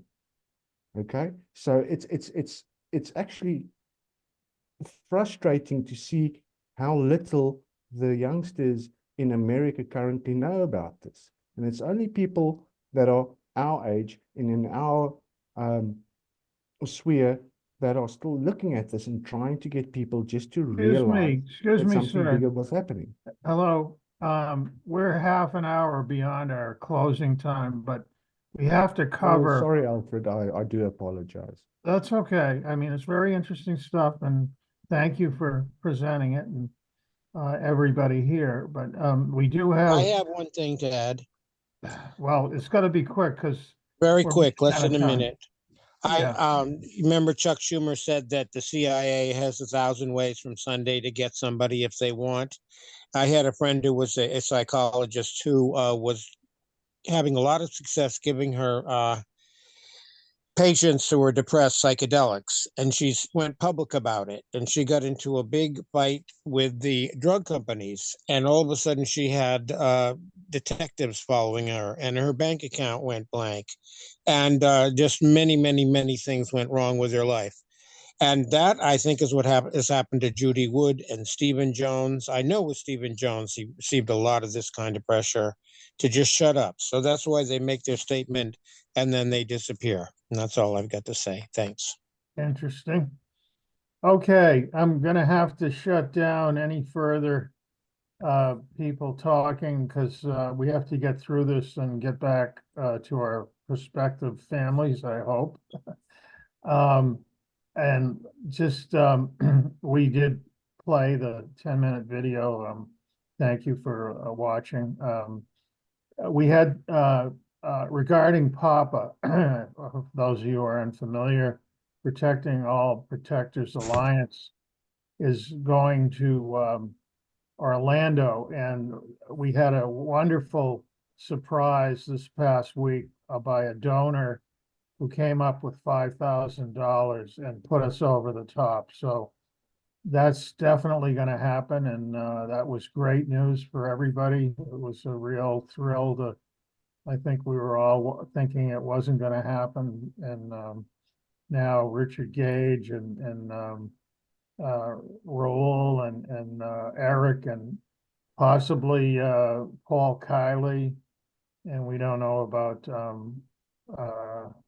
the guy from New York. I'm sorry, I'm blanking. Anyway, that is definitely ready to happen, and hope everybody has a chance to watch it when it's June 19th, where the convention will be in Orlando. In the last war room, this is item 4, Jean and Sandra, I was talking about how to get more members into our group. And she suggested doing a meetup group online and trying to get more people to come to our meetings. I'm not all familiar with how that works, but I guess you go to meetup.com and then put out notices. I'm not really sure. I'll have to ask her exactly, but and then there's a site, I guess, was on Facebook, 911Truth Movements, and Ken Dock originally had it.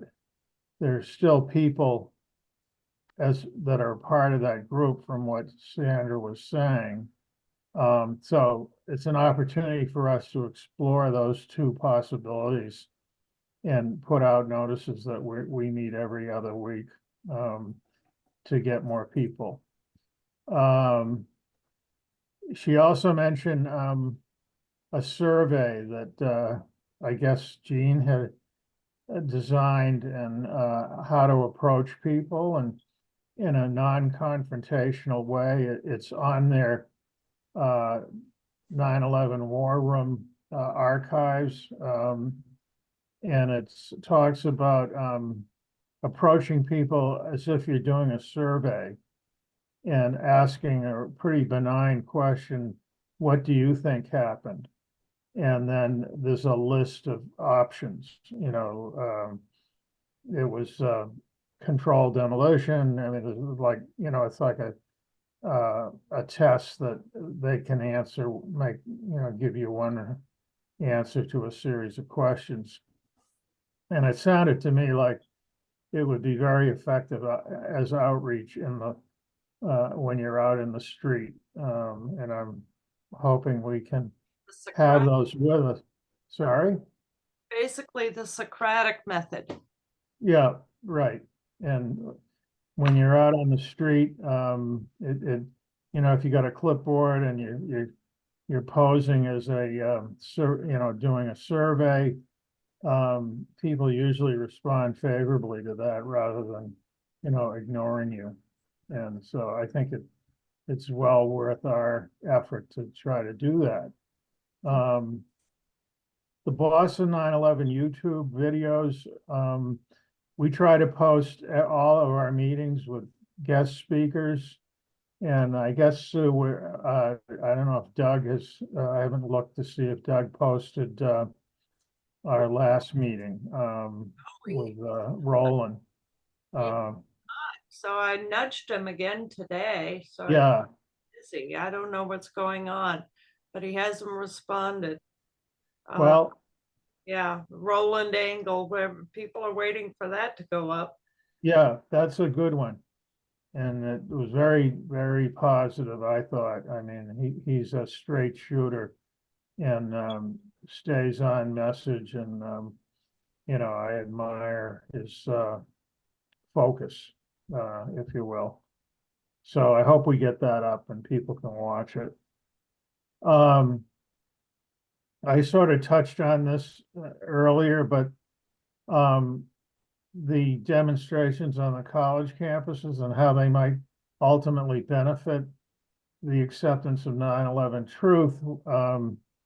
And with the and what the younger generation, the kind of success or lack thereof, and how we could learn something from their experience, because as I mentioned earlier, they're going through the same, up against the same forces that we are, and trying to get a message out, and how they're being they're trying to marginalize the whole, all of the campus protests. And I just, in my dream of dreams, what I would have expected, a long time ago, would have been watching that happen regarding 9/11 truth, and it would have, why it never took off. I mean, we were absolutely blocked in all of our efforts, and they're trying to block these campus protests, and it'll be interesting to see. I think once these protests are become, I mean, they can't hide from them, meaning the media, and how they're going to try to spin it. But it reminds me a lot of Vietnam, and what we went through back then, and where the young have so much energy, and back in those days we did too, and how we were able to prevail, which basically forced Nixon out of office, and ended the Vietnam War. So I think this, we're living in a time right now where 9/11 is going to break through. I mean, that is my hope. Anyway, Next, David has his hand raised. Dave, do you have a question quickly? No question, just an addition. At the War Room meeting where there was mentioned various ways of doing outreach, I also mentioned my idea I've had for many years, which has what people here like, and that is handing out a business card with physicsdenial.com on it, where people don't know it's about 9/11 until they go to the website and see the huge plume over the towers. And it's in order to get college students to go talk to their professors of physics and ask them what they think. And 98% of people who teach physics in college do not get federal money to do research. So they're not going to be worried, or shouldn't be worried, about having a conversation with one of their actual students about their opinion, and they're still welcome to defend the OCT. But this is something, but the website has to be polished. And I was accused of dropping the ball by Gene 2 years ago, when I was in the middle of moving, and that hurt me tremendously. And I'm poor because I've been an activist my whole adult life for no money. Actually, Richard paid me $300 a month for a while, but I am poor because I have not been a professional. And we need to pull that together, because people who will look at the website before they know it's 9/11, that is huge. Okay, let's get on to the next. Thank you for that, David. That I agree with what you're. The business cards are a great idea, and we should be using them. Okay, number 8, Raul Angulo. We all know, former fired captain in Seattle, is going to the convention. He's reached out to Glenn Corbett, who is really the head guy for, correct me if I'm wrong, is it, I mean, he's the NFPA, and he's had a conversation with him about WTC 1, 2, and 7, and he had always been in denial about it, and now, according to Raul, willing to listen. And that's a big breakthrough because on that wooden bench. he's, does anybody have his background? I'm not sure if I got it right. He's a Hello? he's a retired fire chief. He's a fire chief, Right, he's retired though. right? We're Uh, talking about Glenn Corbett. Oh, Glenn. Oh, I thought you meant Raul. No, Rule, we know, yeah, we know. Oh, yeah, I'm not exactly clear on that, to tell you the truth, but he's a bigwig in. He's way up there in the fire prevention world, and basically, we tried to get him to come to the convention, to be at our booth, but he didn't want any part of it. But now, Rule's been working on him, and if he gets him on our side, it would be a big breakthrough. So anyway, that was good news. Correction, Raul was a captain. He was not a chief. Oh, Captain, right. Also, a quick announcement, I delivered the Raul flyer, that quick description of him, and that he's going to be with a group at Orlando. I delivered a copy of that to the fire academy in Stowe, and also to my fire station here in Hudson. Excellent. Did they take it from you? Oh yeah, I talked with Zach over at the academy, and I handed it to a woman, asking her to share it with the chief today. We have a new chief here. Oh, great. Wow, good work. See, that's street action, exemplar. That's what we all need to be out there. I mean, these technical conversations are fascinating, but just outreach to me is what we're here for. Anyway, never mind that. I just looked up Glenn Corbett, and we spelled his name wrong. It's Glenn. Oh, double N, okay. Okay, he's a New Jersey Fire Department.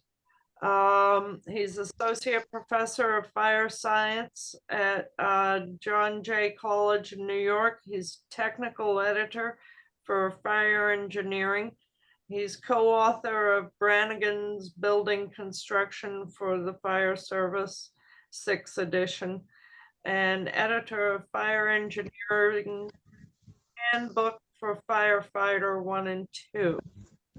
And Is that the NFPA book that Raul has a chapter in? No, sorry. And an FDIC Executive Advisory Board member. What is FDIC? Sounds like the Federal Reserve. FDIC.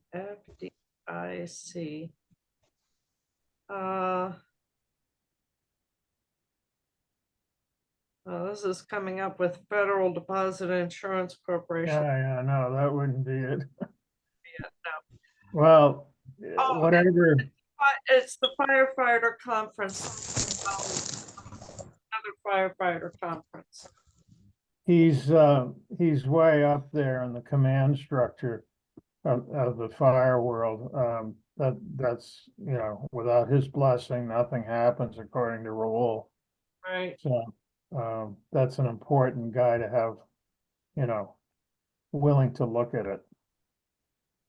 So, then, I don't know how many of you were aware, it's on the A&E 9/11 website, but their Supreme Court case was rejected. I guess there's no surprise there.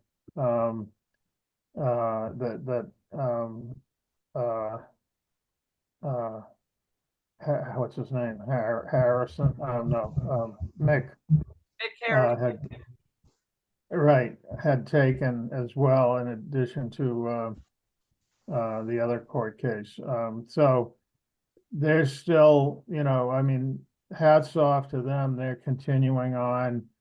like, not missing a beat. I don't know whether they'll continue to try to fight in the court system or what exactly they're gonna focus their efforts on now.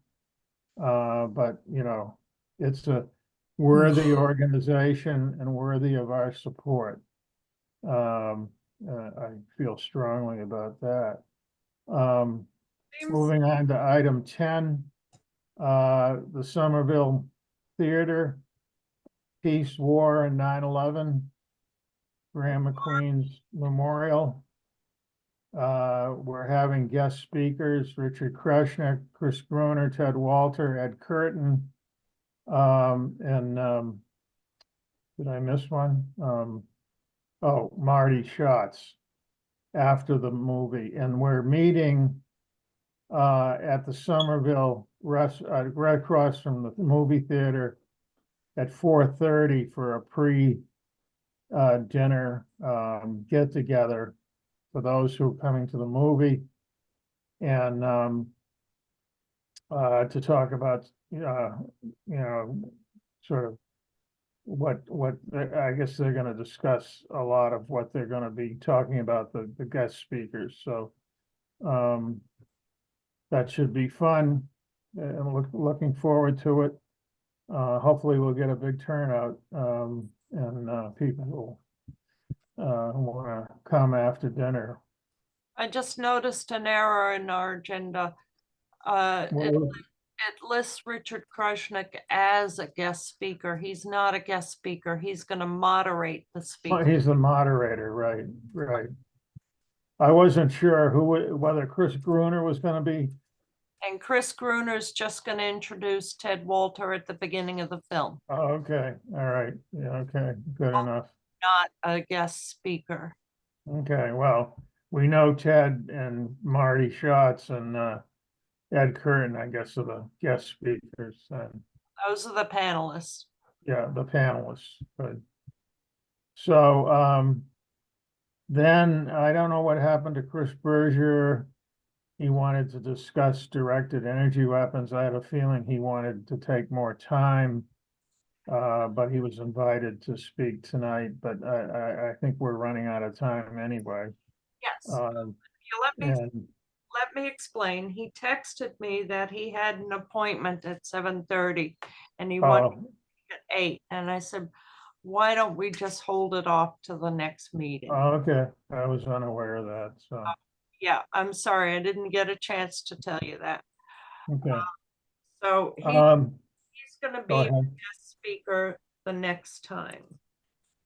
So he'll have more time, I guess. Okay, I think it's been a fascinating meeting. I think, thank you for everybody that stepped up and talked about their history. And there was one suggestion, I think Chris had mentioned, of having a separate meeting for the technical discussions of 9/11 versus having them as the focus of these meetings that we have every bi-weekly. That was a suggestion he had for people that are more technically savvy than others that may not be able to follow. Well, who suggested that? I missed that.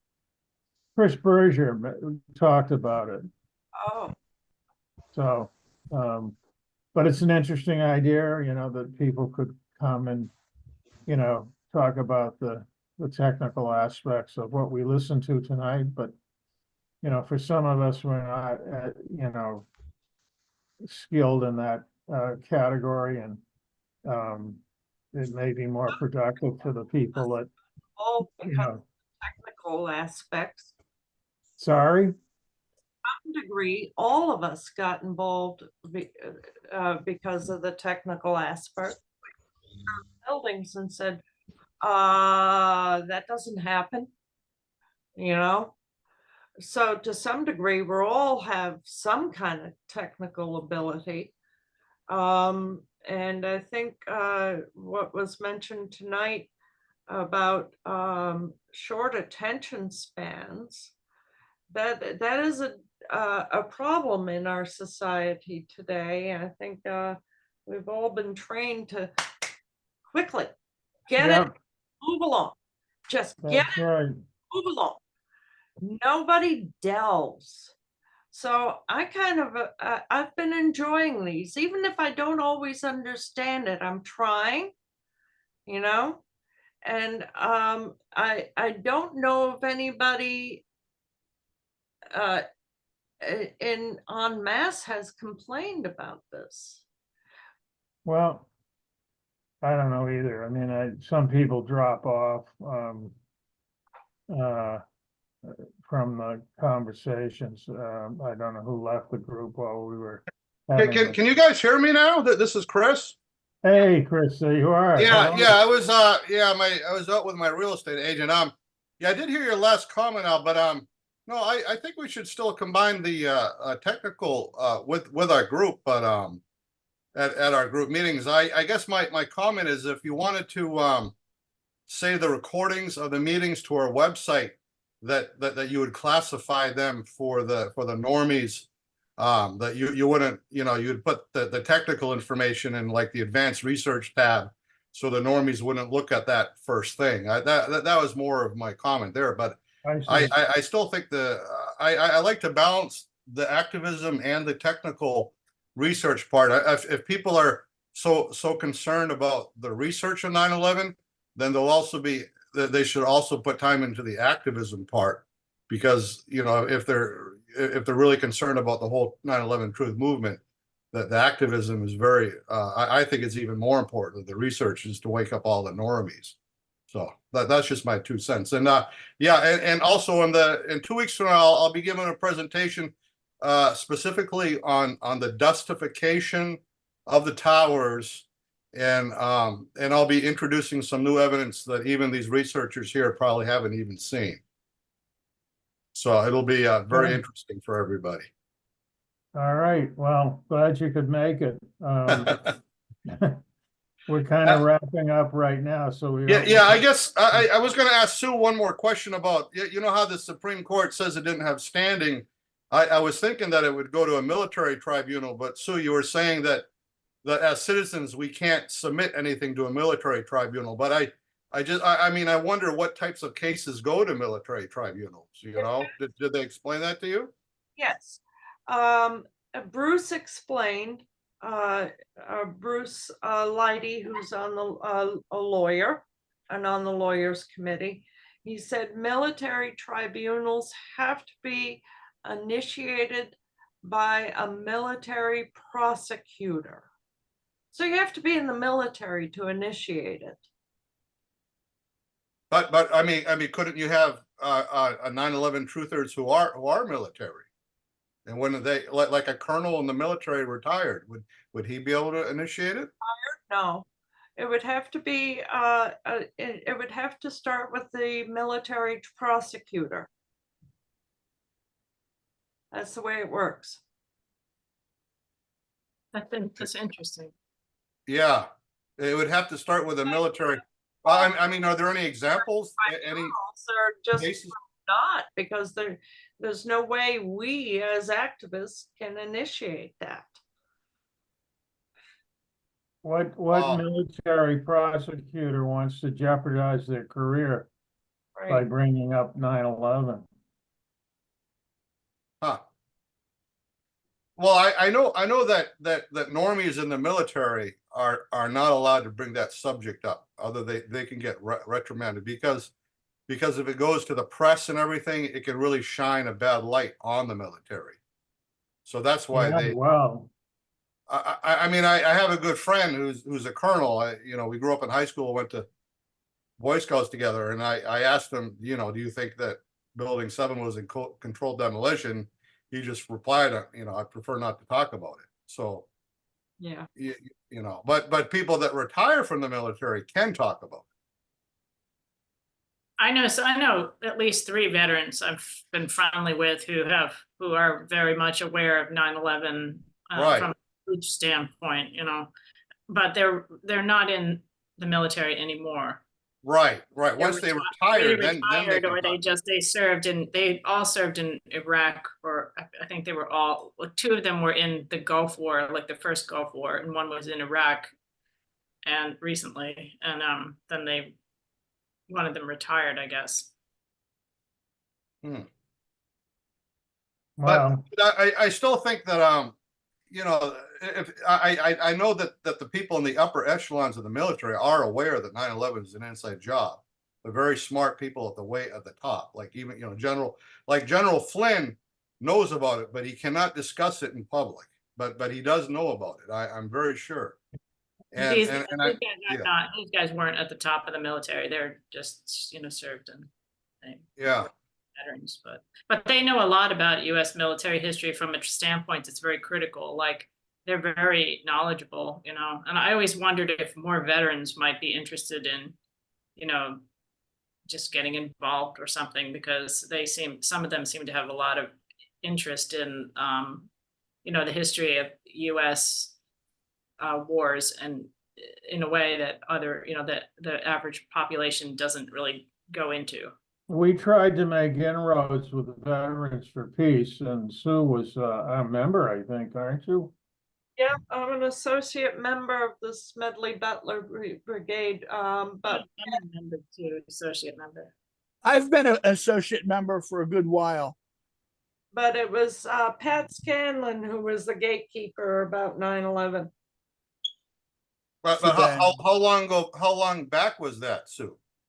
Was that quite a while ago?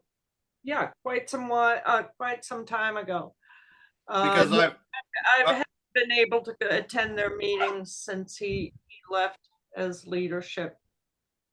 I mean, I'd be willing to bet their perspective has definitely changed, and there'd be a lot more people in that group open. Oh, there are. Yeah.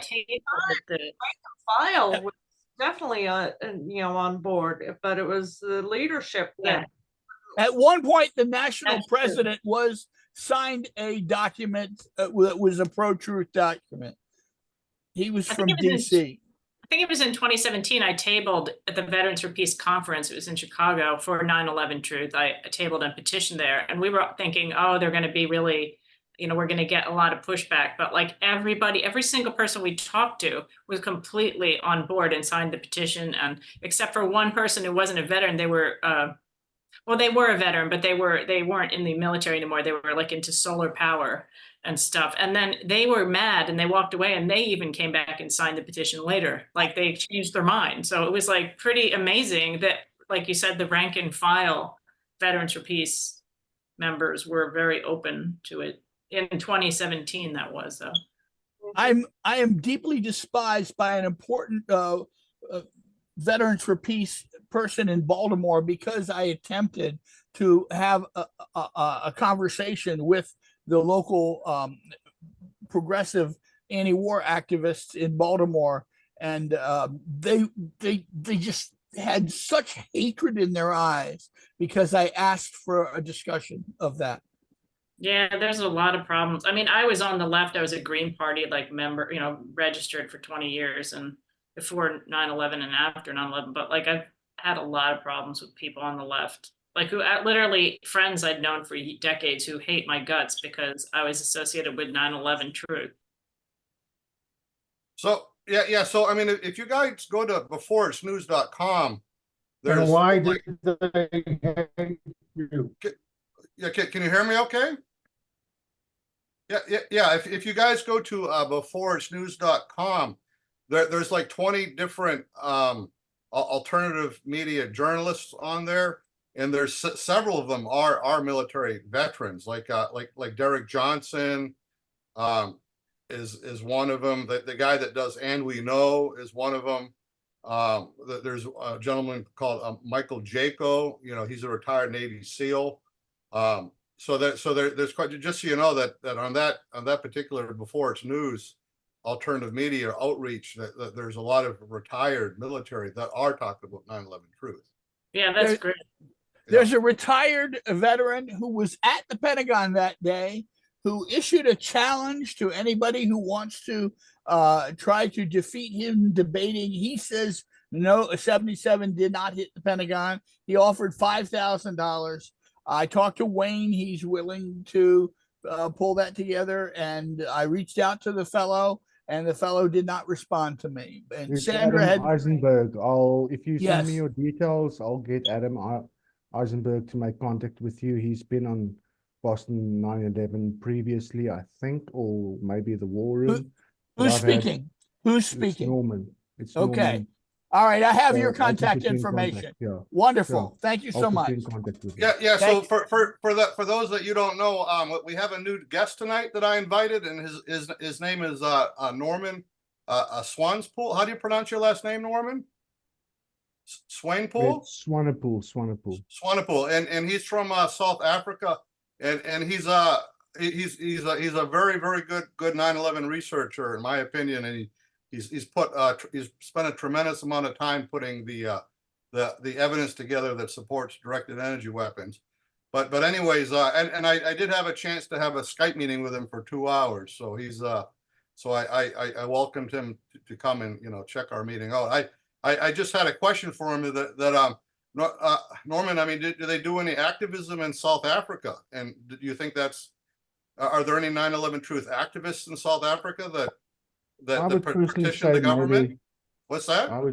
I would personally say maybe I'm the only one, because it's something that really hit home with me the day that I watched it. You missed it most probably earlier when I basically gave my testimony with regards to my journey on 9/11. So they'll have to watch the replay. Oh, okay, I missed that. Yeah. There was a young woman who was active in AE who lived in South Africa. Oh, okay. That's interesting. But I mean, I was wondering, Norman, if you could thinking about trying to put some of, because I know you spent a lot of time on this, but if you could put some of your time into forming an activism group in South Africa and go out and like leaflet the public on 9/11 or something like that, do you think that's something you'd be able to do? Well, I am part of a local gentleman you can pretty much call him the Joe Rogan of South Africa. Okay. His name is Jeremy Nell. Germ Warfare is his tagline that he runs with, and he's had many interesting conversations with a lot of people across the world during COVID and the last 4 years. And he's got a huge following, and he's got people from across the world, and I've done presentations for his private people. And due to his interactions with me, he's basically moved from the day of thinking planes actually hit the buildings and all the various other aspects. He's had many 9/11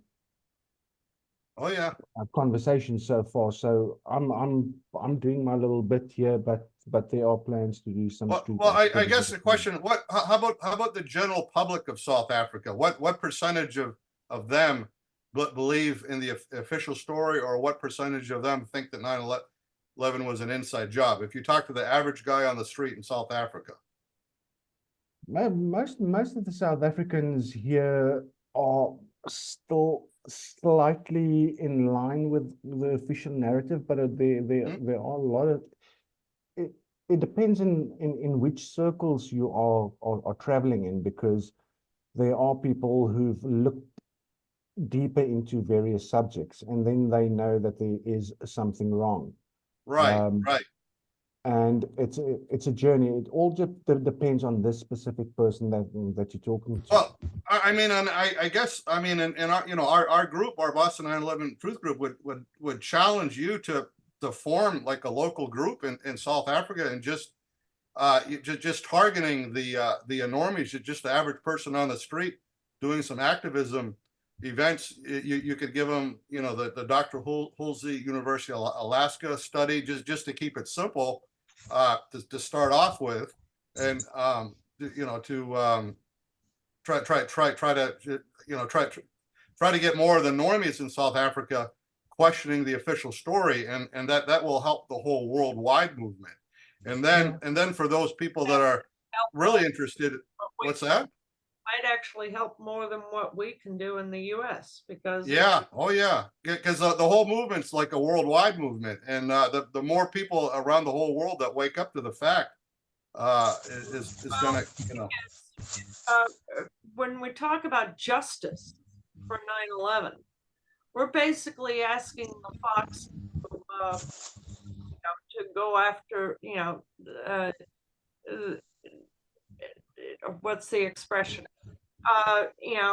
We're not going to get, it's beginning to seem like we're not going to get justice out of the US courts. No, you're not. So, we elsewhere, other courts. Right. South Africa. But the thing is, the question is, even if I go to South African court, they've got no sovereignty over America. Even what Adam Eisenberg, who was at the Pentagon cleaning up there, and he did not see a plane there. Okay, and with the Freedom of Information Acts that you guys have in America, is you've got to be in a specific state if you want to go for a Freedom of Information Act, and that's why he moved to different states so that he can be able to get all his military type stuff. He's got a huge story. He did a presentation on Germ Warfare's podcast, like I think 3 weeks ago, proving that he was there. All the military funerals that he did, and how he can't even get his own military paperwork to prove that he was there, but you've got him on pictures and all of that kind of stuff. So that's how deep the cover-up goes, and that's how deep and how many counter pro people there are over there. It is that they made sure that this is going to be the second JFK, where nobody's ever going to find out what the hell really happened. And the International Criminal really Court close to it is going after Bibi in 2007. Yeah, you're saying something, Al? Yeah, I said the idea of the International Criminal Court, whether they would ever get their act together to go after the perps on 9/11, but I mean they're trying to take down Bibi, which is almost on a same playing field, and it's got to come from outside the U.S. Any justice. It did come from. Yeah, but Alfred, did you see what they did with Rainer Fulmer and what he wanted to do with COVID, and how they completely created a case against him? Even the people inside his own organization turned against him, whilst they were saying that he stole money, but they stole money as well. But he's the guy who sat in jail for like close to 2 months without trial, without anything like that. So you can relate that. Just go search Rainer Fulmer and see what happened to him with the whole COVID debacle, and that's happening right now. Yeah.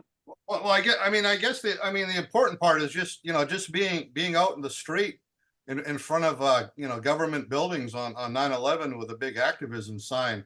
That really does a lot for the movement, Norman.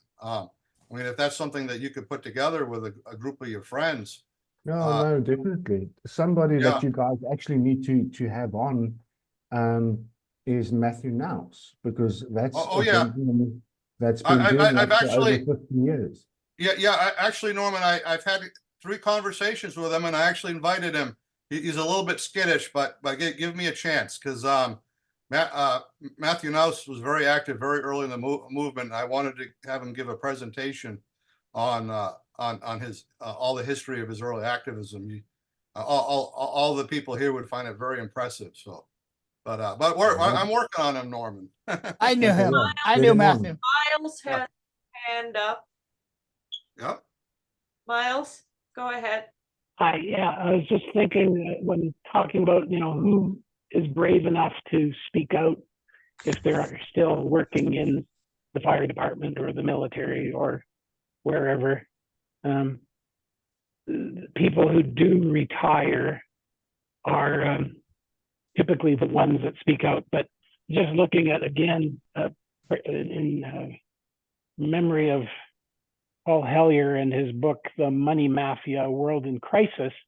He has a section where he quotes architects and engineers document, A Call to Action by Pete Denny, and he incorporates an article or some text about Major General Albert Stubblebine III, Right. Yep.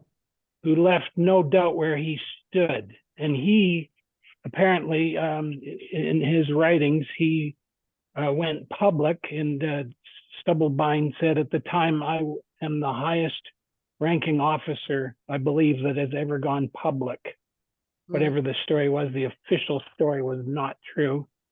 Now I'm very careful not to say what it was because I couldn't prove it. Interesting, you know, for people who are fascinated by building, the Pentagon. He talks about how in the whole, I was careful to say it was not an airplane that did that. When he measured, took the photographs and checked the plane and the length of the nose, the wings, I did all the measurements, took the measurements of the Pentagon, the depth and destruction of the plane. Conclusion, that airplane did not make that hole. But anyway, thought is, there's lots of great 9/11 people of prominence, like General Stubblebine or former Canadian Minister of Defense Paul Hellyer, and both dead. It would be pretty cool for us to honor them. You know, just like we've honored David Ray Griffin, and you guys will be honoring Graham McQueen. That's an interesting concept, to feature these people of the past, prominent people, and just memorialize them as you're doing. Thank you. Yeah, well, you should give a 1 hour presentation on Hellyer, on what he contributed to the 9/11 Truth movement. Okay, well, I'd be honored to do that. Yeah, I'm a big fan of him. He's got an aerospace engineering degree, just like I do. That's correct. Yeah. Yeah, And he was a smart guy. World War II gunner. You know, like, he was a man who he would put it on the line, and rose and was exceptionally honest gentleman. Oh, he also exposed the secret space program too. So yeah, and he, for people who are interested in directed energy, he does write a lot about how there's a lot of concepts about energy that is hidden from us. Now, Yep. I'm no expert on it, but I've listened to several of his speeches. I really love the guy. Me too. Yeah. Rebecca had her Thank you. hand raised. Did you still want to speak, Rebecca?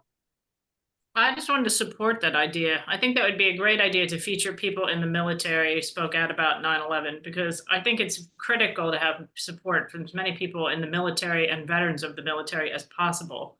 Like, I think that's one of the ways you can get the resistant crowd to, like, actually maybe listen to somebody. That's one avenue, possibly.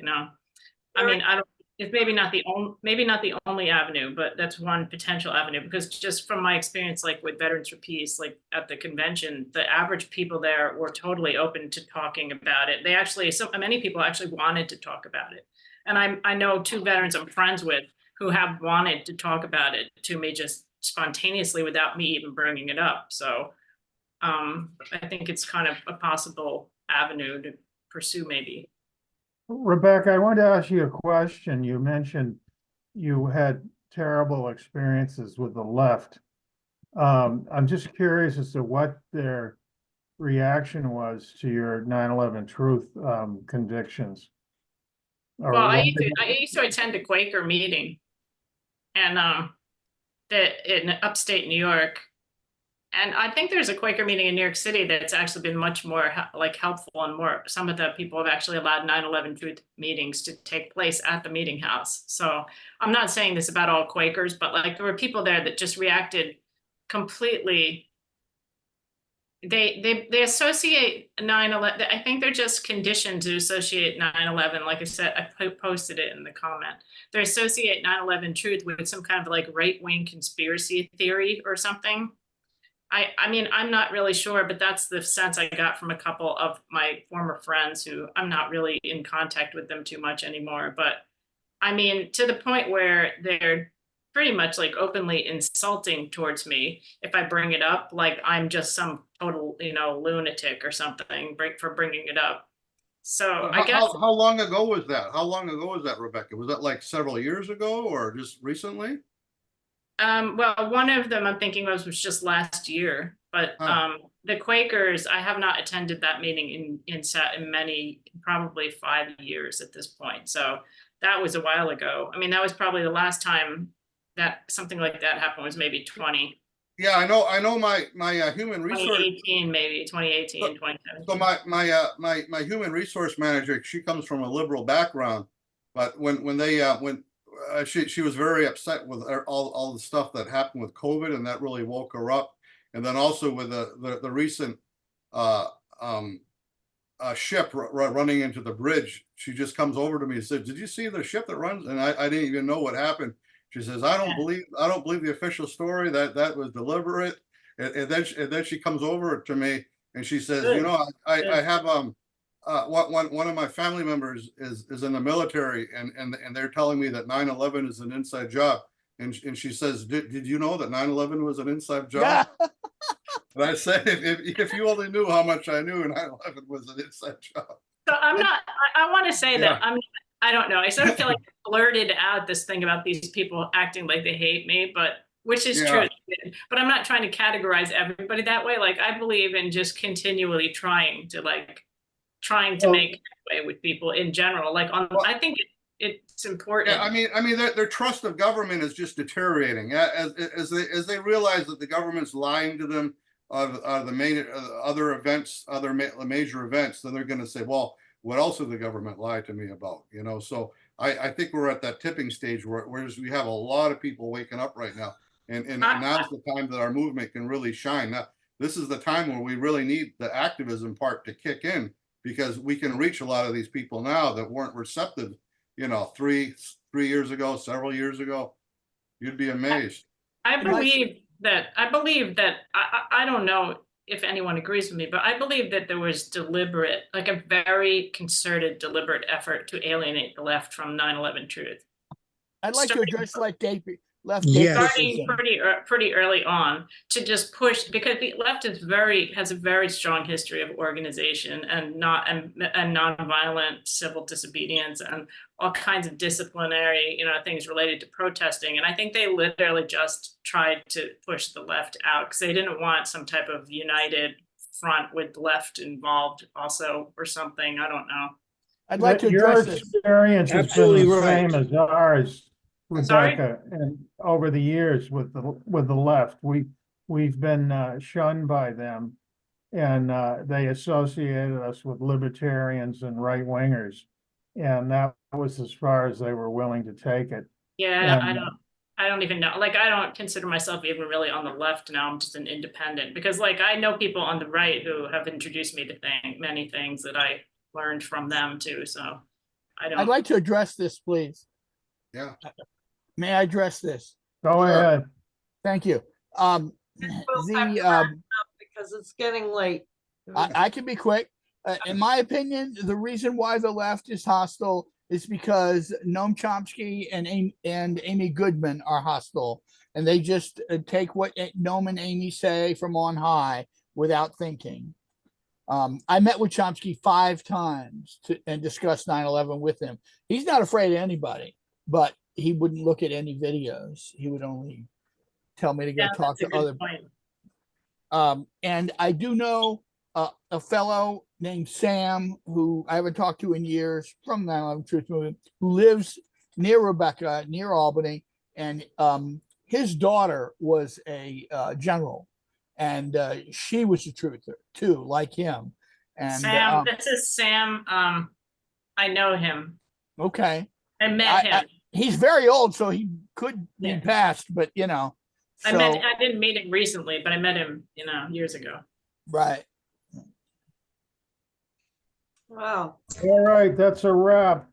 Can I say one thing? Just concerning what Chris Berger said about the top people in the military knowing the truth about 9/11. As somebody who was in the military, I can tell you, no, they don't know. Alan Sabrowski went around right on 9/11 and telling people the truth. He had access to the Pentagon, but I just want to rebuttal there, Jack. Okay, that you should listen to 107, listen to a few of his interviews, and tell me if you think differently, because he's in direct contact with these top people. 107. No, they're all retired. The president my point is the president appoints generals. It's not a merit thing. There's an upper echelon in our military that 107 has direct access to, and that upper echelon is very much aware 9/11, and also the courthouses in Gitmo are being expanded, and someone's making that decision to expand them, and the president has no power to shut down Gitmo nor the military tribunal courthouses. So something's going on there that you got to research there. Well, the generals are all appointed by the president, and the FBI and the CIA investigate everybody before they're appointed. They're not going to have any more Albert Stubblebines. They choose people who are not going to speak out, who don't even think out, and that unfortunately is the story in our military these days. I don't know. I have family that work for the Department of Defense, and they're definitely not on board with 9/11 truth. I mean, they're just like, I wouldn't try to talk to them about it at this point. Well, I'll share some of my research with you, John, if you want to take a look at it. All right. Okay. All right, guys, we gotta go. Yes. And I Time to forgot go. to stop recording. I'm sorry. So the whole agenda, everything's been recorded. Great. Great. So we'll have good. Thanks, everyone. Take care. All right. Good night. Thanks for coming. Bye. Take care, Norman. See you next couple of weeks. Yeah. Thank you.